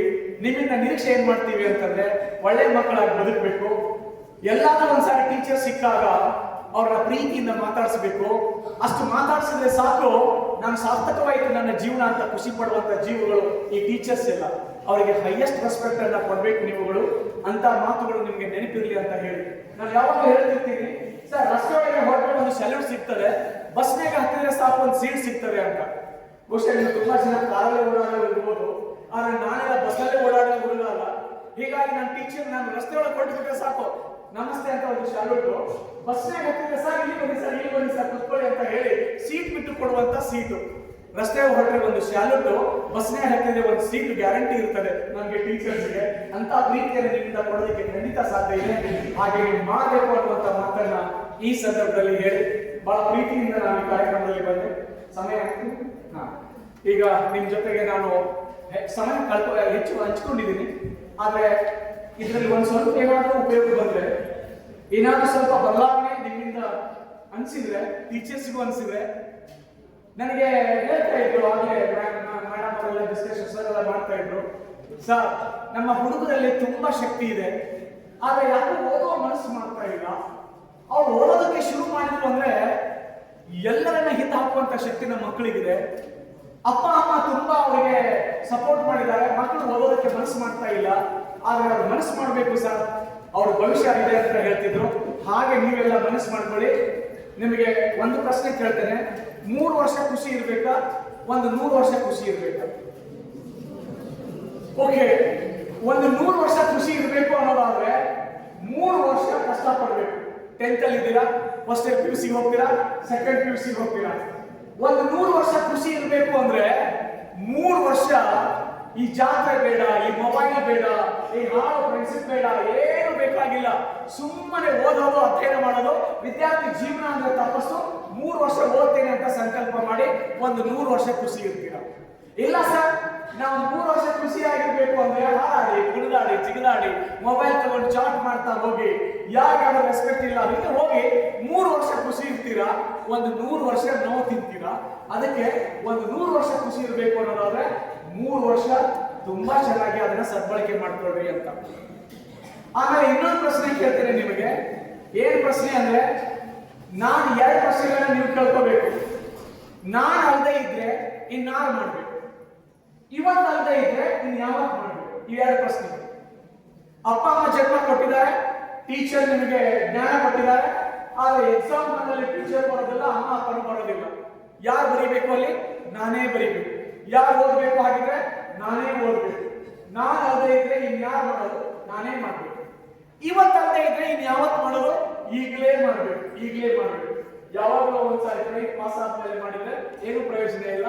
ಹಾಗೆ ನೀವೆಲ್ಲ ಇವು ಪ್ರಶ್ನೆಗಳನ್ನ ಕೇಳಿಕೊಂಡು ನಿಮ್ಮ ಭವಿಷ್ಯತ್ತನ್ನ ರೂಪಿಸಿಕೊಳ್ಳೋ ದಿಶೆಯೊಳಗೆ ಚಿಂತನೆಗಳನ್ನ ಮಾಡ್ಕೊಂಡು ಮುಂದೆ ಸಾಗಬೇಕು ಅನ್ನುವಂತ ಮಾತನ್ನ ಈ ಸಂದರ್ಭದಲ್ಲಿ ನಾನು ಹೇಳ್ತಾ, ಬಹಳ ಪ್ರೀತಿಯಿಂದ ನನ್ನ ಕೇಳಿದ್ರಿ. ನನಗೆ ಇಲ್ಲಿ ಪ್ರಸಾದ ಸಿಕ್ಕಿದೆ, ಅದ್ಭುತವಾದ ಪ್ರಸಾದ ಇದು. ಸಂಗನ ಬಸವ ಸ್ವಾಮೀಜಿಯವರು ಜ್ಞಾನದಾಸರಿಗಳು. ಅವರನ್ನ ಪ್ರೀತಿಸುವ, ಸಿದ್ದೇಶ್ವರ ಅಪ್ಪನನ್ನ ಪ್ರೀತಿಸುವ, ಆ ದಿಶೆಯೊಳಗೆ ಈ ನೆಲ, ಈ ದೇಶ, ಈ ಭಾರತದ ಸಂಸ್ಕೃತಿಯ ಬಗ್ಗೆ ಗಟ್ಟಿಯಾಗಿ ಮಾತನಾಡುವ, ಮಾತನಾಡಿದಂತೆ ನಡೆದುಕೊಳ್ಳುತ್ತಿರುವ ಒಬ್ಬ ನಾಯಕರು ಈ ಸಂಸ್ಥೆಯನ್ನ ಕಟ್ಟಿ ಬೆಳೆಸಿದ್ದಾರೆ. ಆ ಸಂಸ್ಥೆಯೊಳಗೆ ಈ ಎರಡು ದೇಶ ಮತ್ತು ಈ ನನ್ನ ಅಧ್ಯಯನ ಮತ್ತು ಜ್ಞಾನ ದಾಸೋಹ, ಆ ಪರಮ ಪೂಜ್ಯ ಪರಂಪರೆ, ಇದೆಲ್ಲದರ ಬಗ್ಗೆ ಗೌರವದ, ಪ್ರೀತಿಯ, ಅಭಿಮಾನದಂತ ಇಟ್ಕೊಂಡ್ಬಿಟ್ಟು ನೀವು ಇಲ್ಲಿಂದ ಹೋಗುವಾಗ ಗೆಲುವಿನ ಹಾಡನ್ನ ಹಾಡ್ತಾನೆ ಹೋಗ್ಬೇಕು ಅಂತ ಈ ಸಂದರ್ಭದಲ್ಲಿ ನಾನು ಹೇಳ್ತಾ, ನನಗೆ ಥ್ಯಾಂಕ್ಸ್ ಹೇಳಬೇಕು ಅಂತ ಅನಿಸ್ತದೆ. ಆದ್ರೆ ಥ್ಯಾಂಕ್ಸ್ ಹೇಳ್ಬಿಟ್ರೆ ಇದು ತುಂಬಾ ಕಲ್ತೋರಿದೆ ನಾವೆಲ್ಲ. ನನಗೆ ನೀವೆಲ್ಲ English medium students. I am from tiny village and also from Kannada medium. ಇವತ್ತು ಮುಂದೆ ಮಾತಾಡ್ತಾ ಇದ್ದೀನಿ ಅಂತ ಹೇಳಿದ್ರೆ, ಭಾಷೆ ಅನ್ನೋದು ಒಂದು ಟೂಲ್ ಹೊರತೆ, ಅದು ಜ್ಞಾನ ಅಲ್ಲ. ಭಾಷೆ ಅನ್ನೋದು ಒಂದು ಸಾಧನ, ಜ್ಞಾನವನ್ನು ಟ್ರಾನ್ಸ್ಫರ್ ಮಾಡಕ್ಕೆ ಇರುವ ಸಾಧನ ಭಾಷೆ. ಆದ್ರೆ ಜ್ಞಾನ ಇರೋದೆಲ್ಲಿ? ಟ್ಯಾಂಕಲ್ಲಿ. ಟ್ಯಾಂಕರಲ್ಲಿ ನೀರಿದ್ದಿರ್ತಾನೆ, ಪೈಪಲ್ಲಿ ನೀರು ಬರ್ತದೆ. ಟ್ಯಾಂಕಲ್ಲಿ ನೀರೇ ಇಲ್ಲದೆ ಇದ್ರೆ ಪೈಪ್ ಬಂಗಾರದಾದ್ರೇನು, ಬೆಳ್ಳಿದಾದ್ರೇನು, ಪ್ಲಾಸ್ಟಿಕ್ ಆದ್ರೇನು ಅಲ್ವಾ? ನಿಮ್ಮ ತಲೆಯಲ್ಲಿ ಜ್ಞಾನ ಸ್ಟೋರ್ ಆಗಿದ್ರೆ ಭಾಷೆ ಕನ್ನಡವಾದ್ರೇನು, ಇಂಗ್ಲಿಷ್ ಆದ್ರೇನು, ಹಿಂದಿ ಆದ್ರೇನು, you can transfer that knowledge through the pipes. ಇಲ್ಲಿ ನಾಲೆಜ್ ಸ್ಟೋರ್ ಆಗಲಿಲ್ಲ ಅಂತಂದ್ರೆ ಏನು ಮಾಡೋದಕ್ಕೆ ಸಾಧ್ಯ ಆಗೋದಿಲ್ಲ. ಅದಕ್ಕೆ ನಾನು ಒಂದು ಹಳ್ಳಿಯಿಂದ ಬಂದೆ, ಕನ್ನಡ ಮಾಧ್ಯಮದಲ್ಲೇ ಓದಿ ಬಂದೆ. ಆದ್ರೆ ಇವತ್ತು ನಾಡಿನ ಮೂಲೆಯೊಳಗೆ ಹೋಗಿ ಒಂದಿಷ್ಟು ನಿಮ್ಮ ಜೊತೆಗೆ ಮಾತಾಡ್ತಾ ಇದ್ದೀನಿ ಅಂತ ಹೇಳಿದ್ರೆ ಅದಕ್ಕೆ ಕಾರಣ ಏನು ಅಂದ್ರೆ, ಒಂದು ಸಂಸ್ಕಾರ, ಈ ದೇಶ, ಈ ನೆಲ, ಈ ಪರಂಪರೆ, ನನ್ನ ತಂದೆ ತಾಯಿಗಳು ಕೊಟ್ಟ ಸಂಸ್ಕಾರ, ಅವರ ಋಣ ತೀರಿಸಬೇಕು ಎನ್ನುವ ನನ್ನ ಹಂಬಲ, ನಾನು ಕಲಿತ ಶಾಲೆ, ನನ್ನ ಗುರುಗಳ ಬಗ್ಗೆ ಇರುವಂತಹ ಗೌರವ ತಂದು ನನ್ನನ್ನು ನಿಮ್ಮ ಮುಂದೆ ನಿಲ್ಲಿಸಿದೆ ಅಂದಮೇಲೆ ನಿಮಗೂ ಆ ಶಕ್ತಿ ಇದೆ. ಹಾಗಿದ್ರೆ ನೀವೆಲ್ಲ ಇಂಗ್ಲಿಷ್ ಮಾಧ್ಯಮ ಸ್ಟೂಡೆಂಟ್ಸ್ಗಳು ಬಂದು ಮಾತಾಡುವಾಗ ಏನ್ ಮಾತಾಡ್ಬೇಕು ಅನ್ಕೊಂಡೆ. ಆದ್ರೆ ನೀವೆಲ್ಲ ತುಂಬಾ ದೂರದ ಹಳ್ಳಿಗಳಿಂದ ಬಂದಿದ್ದೀರಲ್ಲ, ನೀವೆಲ್ಲ ಮಾತಾಡುತ್ತೀರಿ. ನಿಮ್ಗೆ ಎಲ್ಲ ಶುಭವಾಗಿರುವಂತ ಮಾತನ್ನ ಹೇಳಿ ಥ್ಯಾಂಕ್ಸ್ ಹೇಳ್ಬೇಕಲ್ಲ. ಹಿಂದೆ ಎಲ್ಲ ಮನೆಯಲ್ಲಿ, ನಿಮ್ಮ ಮನೆಯಲ್ಲಿ ಮಿಕ್ಸರ್ ಕೆಟ್ಟಿರ್ತದಲ್ಲ, ಒಬ್ಬರ ಮನೆಯಲ್ಲಿ ಮಿಕ್ಸಿ ಕೆಟ್ಟಿರ್ತದೆ, ಏನ್ ಮಾಡ್ತೀವಿ? ಪಕ್ಕದ ಮನೆಗೆ ಹೋಗಿ ಮಿಕ್ಸಿ ತಗೊಂಡು ಬಂದು ಮಿಕ್ಸಿಗೆ ಹಾಕ್ಬಿಟ್ಟು ಹೋಗಿ ಕೊಡುವಾಗ ಏನ್ ಹೇಳ್ತೇವೆ? ಥ್ಯಾಂಕ್ಸ್ ಹೇಳ್ತೇವೆ. ಬಿಕಾಸ್ ನಾವೆಲ್ಲ ತುಂಬಾ ಕಲ್ತಿದ್ದೇವೆ, ದೊಡ್ಡ ಶಾಲೆಯಲ್ಲಿ ಓದಿದ್ದೇವೆ. ಒಂದೇ ಒಂದು ಥ್ಯಾಂಕ್ಸ್ ಹೇಳಿ ಲೆಕ್ಕ ಚುಕ್ತ ಮಾಡಿಬಿಡ್ತೇವೆ, ಒಂದು ಥ್ಯಾಂಕ್ಸ್ ಹೇಳಿ. ಆದ್ರೆ ನಮ್ಮ ತಾಯಂದ್ರಿಲ್ಲ, ಅಜ್ಜಿಯರಿದ್ರಲ್ಲ, ಅವ್ರು ಕಲ್ತಿರ್ಲಿಲ್ಲ, ಶಾಲೆಗೆ ಹೋಗಿರ್ಲಿಲ್ಲ. ಅವಾಗ ಜೋಳ ಬೀಸಬೇಕಾಗ್ತಿತ್ತು. ಜೋಳ ಬೀಸುವಾಗ ಎಲ್ಲರ ಮನೆಯಲ್ಲಿ ಬೀಸುವ ಕಲ್ಲು ಇರಲಿಲ್ಲ. ಬೇರೆಯವ್ರ ಮನೆಗೆ ಹೋಗಿ ಬೀಸು ಕಲ್ಲು ಖಾಲಿ ಇದೆನಾ ಅಂತ ಕೇಳ್ತಿದ್ರು. ಕಲ್ಲು ಖಾಲಿ ಇದೆ, ಬಂದು ಬೀಸ್ಕೊಂಡು ಹೋಗಿ ಅಂತ ಹೇಳಿದಾಗ ಆ ಹಳ್ಳಿ ಹೆಣ್ಣುಗಳು ಹೋಗಿ ಜೋಳ ಬೀಸ್ಕೊಂಡು ತಿರ್ಗಾ ಬರುವಾಗ ನಮ್ಮ ಹಾಗೆ ಒಂದು ಥ್ಯಾಂಕ್ಸ್ ಹೇಳಿ ಲೆಕ್ಕ ಚುಕ್ತ ಮಾಡ್ತಿರ್ಲಿಲ್ಲ. ಆಕೆ ಏನ್ ಹೇಳ್ತಿದ್ರು ಅಂದ್ರೆ, ಕಲ್ಲು ಕೊಟ್ಟವುಗೆ ಎಲ್ಲ ಭಾಗ್ಯವೂ ಬರಲಿ, ಕಲ್ಲು ಕೊಟ್ಟವುಗೆ ಎಲ್ಲ ಭಾಗ್ಯವೂ ಬರಲಿ, ಪಲ್ಲಕ್ಕಿ ಮ್ಯಾಲೆ ಮಗ ಬರಲಿ, ಪಲ್ಲಕ್ಕಿ ಮ್ಯಾಲೆ ಮಗ ಬರಲಿ, ಮಲ್ಲಿಗೆ ಮುಡಿಬಾ ಸುಸು ಬರಲಿ, ಮಲ್ಲಿಗೆ ಮುಡಿಬಾ ಸುಸು ಬರಲಿ. ಕಲ್ಲು ಕೊಟ್ಟವ್ವ ನಿನಗೆಲ್ಲ ಭಾಗ್ಯ ಬರಲಿ, ಪಲ್ಲಕ್ಕಿ ಮೇಲೆ ನಿನ್ ಮಗ ಬರಲಿ, ಅಂದ್ರೆ ನಿನ್ ಮಗ ರಾಜ್ಕುಮಾರ್ ಆಗಲಿ, ಮಲ್ಲಿಗೆ ಮುಡಿಯುವಂತ ಚಂದನ ಸೊಸೆ ನಿನ್ ಮನೆಗೆ ಬರಲಿ ಅಂತ ಹಾರೈಸಿದ್ರಲ್ಲ ಏನೂ ಕಲಿಯದ ಹೆಣ್ಣು ಮಕ್ಕಳು. ಅವ್ರು ದೊಡ್ಡವರ? ಒಂದು ಥ್ಯಾಂಕ್ಸ್ ಹೇಳಿ ಲೆಕ್ಕ ಚುಕ್ತ ಮಾಡೋರು ನಾವು ದೊಡ್ಡವರ? ಯೋಚನೆ ಮಾಡಿ. ನಾವು ಬುದ್ಧಿವಂತರನ್ನ ಸೃಷ್ಟಿ ಮಾಡ್ತಾ ಇದ್ದೇವೆ, ಆದ್ರೆ ಹೃದಯವಂತರನ್ನ ಸೃಷ್ಟಿ ಮಾಡ್ತಾ ಇಲ್ಲ. ಅದಕ್ಕೆ ನೀವು ಬುದ್ಧಿವಂತರೂ ಆಗಬೇಕು, ಜೊತೆಗೆ ಹೃದಯವಂತರೂ ಆಗಬೇಕು. ಆಗ ಮಾತ್ರ ಈ ಶಿಕ್ಷಣ ಸಾರ್ಥಕ ಆಗ್ತದೆ ಅಂತ ಹೇಳಿ ಎಲ್ಲಿಂದ ಹೋಗ್ತೀರಾ? ಈ ಸಂಸ್ಥೆ ಉತ್ತರೋತ್ತರವಾಗಿ ಎತ್ತರಕ್ಕೆ ಬೆಳೀಲಿ. ಅದಾವ ನೆಲಗರುಣ ಅದು ಮೇಡಮ್ ಅನ್ನೋದು ಅನಿಸ್ತದೆ.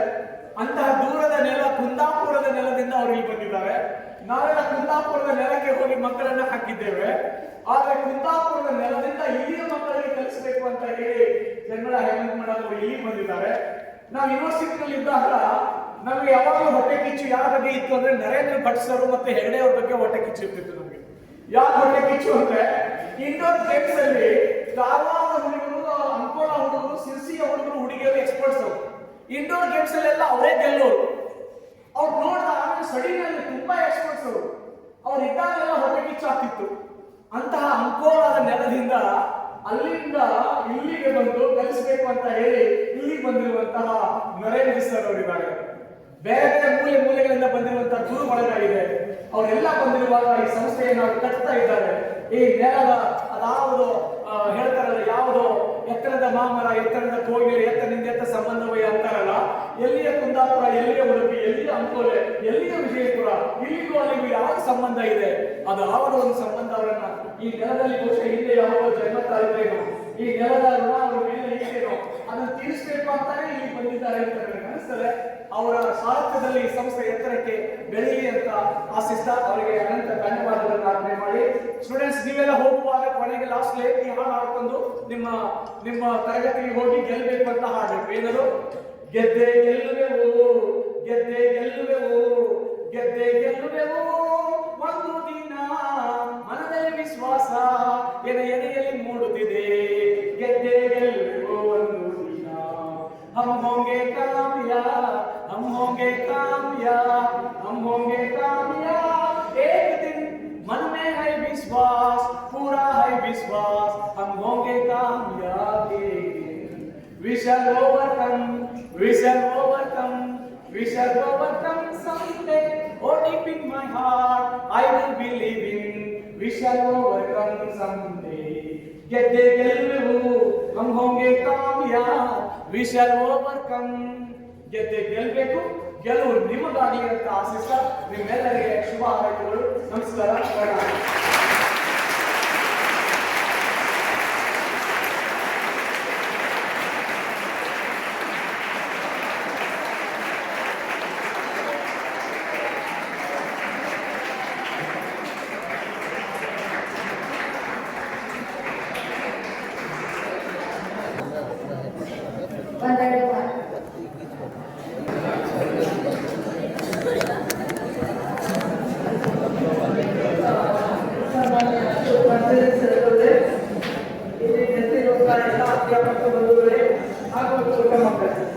ಇವತ್ತು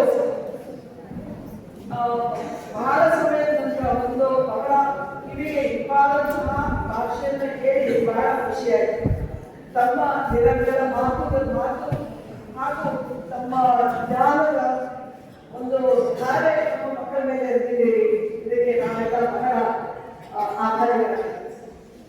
Dear students, I hope you understood the depth of the life in his words.